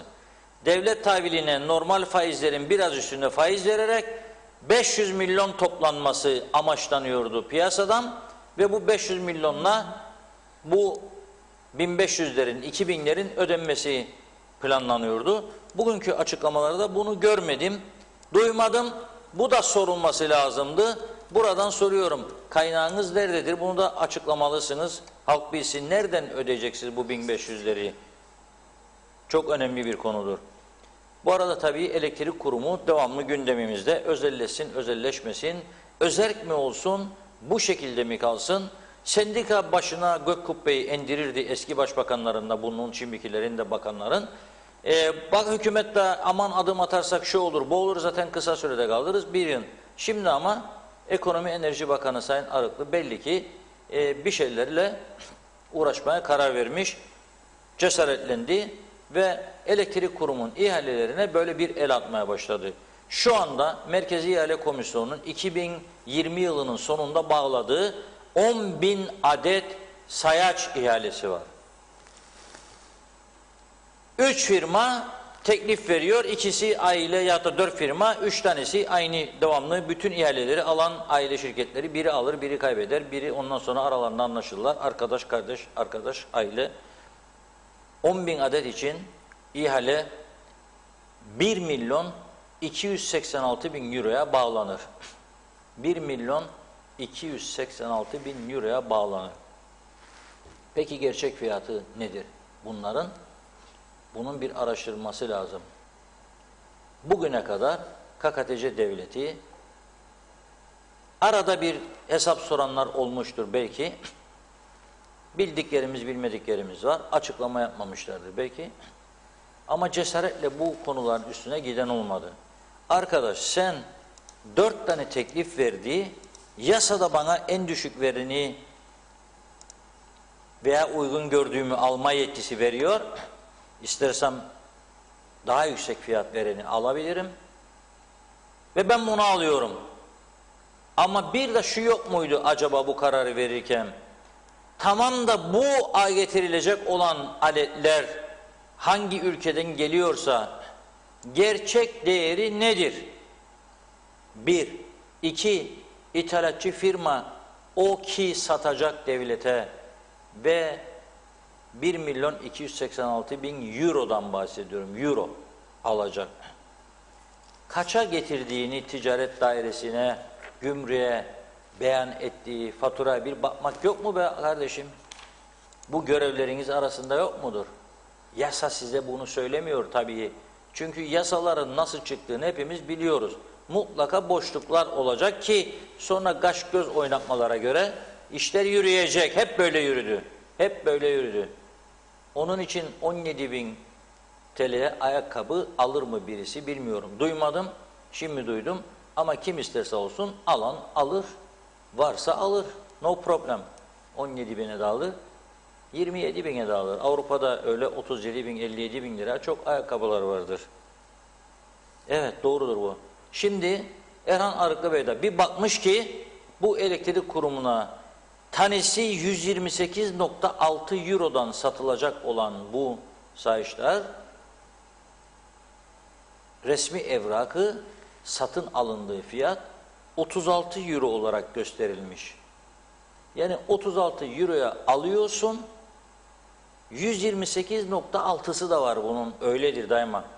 Tüccarlar ne yapar? Mesela 1000 lira deme fiyatı, akıllı tüccarlar, Türkiye'den öğrendik bunu da, İngilizler de yapar çok. 999 der. 1000 demez. 999 deyince dedik. 1000 değildir, 1000'in altındadır. 1000 derse daha yüksek görünür bize. 399 tılı derler. 300 liradır derik. Halbuki 400'dür o. Ama psikolojik olarak bizi 400 değil 300 diye rakamını konuşturuyorlar. Halbuki 400'dür. Şimdi bu da böyle 128.6 eurocuk diyorlar.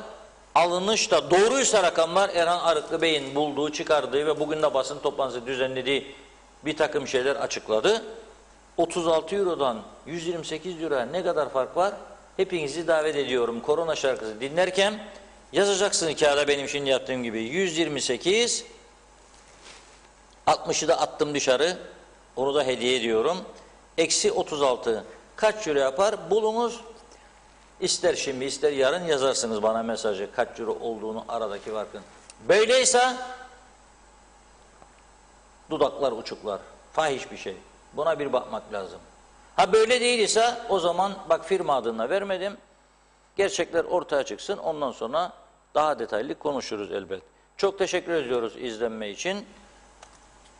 Siz de teşekkür edeceksiniz Evet, mutlaka. ben de hem size teşekkür ediyorum değerli yorumlarınız için. İzleyicilerimize de çok çok teşekkür ediyoruz. Yarın yine aynı saatte bizler burada olacağız. Evet, şarkıyla veda ediyoruz bugün. Kendinize iyi bakın. Sen neymişsin be korona. Evet. Ama YouTube'da da yakınlarınız, arkadaşlarınıza lütfen dinletin çünkü bunu Aydın Çubukçu arkadaşımız sağ olsun Grup Boğaziçi bestesini yaptı. Kendisi okudu. Ben rica ettim. Şarkı sözleri bendenize ait. Ama okumak isteyen Türkiye'de bir iki arkadaşımız var sanatçı. Onlar da tabii ki okuyabilirsiniz dedik. Farklı seslerden erkek kadın okuyacaklar yakında inşallah. O zaman Türkiye'de de duyulacak sesimiz diye düşünüyorum. Şarkıyı dinleyelim. Yarın 16.30'da yine birlikte olalım.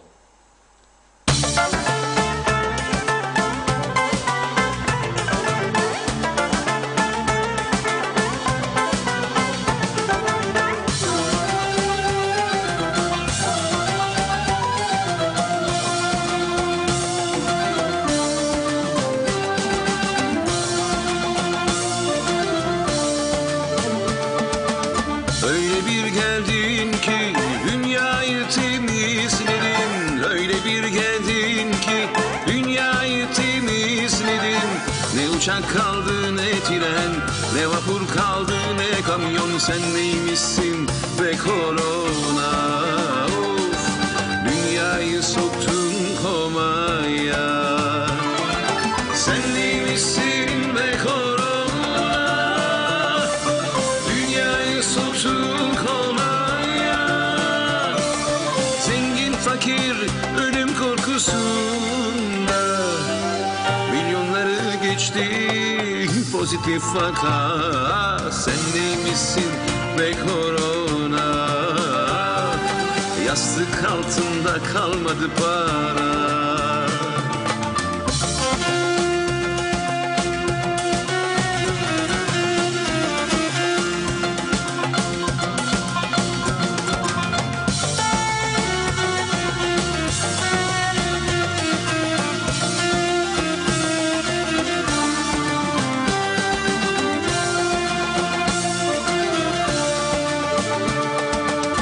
Birincisi yetmedi, geldi ikinci dalga. Milyonları buldu, attı pozitif vaka. Dünyayı soktun derin bir komaya. Herkes ölüm korkusunda. Sen neymişsin be korona? Dıştan gelene mecburi karantina. İşin kolayını buldular yasaklarla. Kepenkler indi çarşı pazarda. Yastık altında kalmadı para. Sen neymişsin be korona? Sen neymişsin be korona?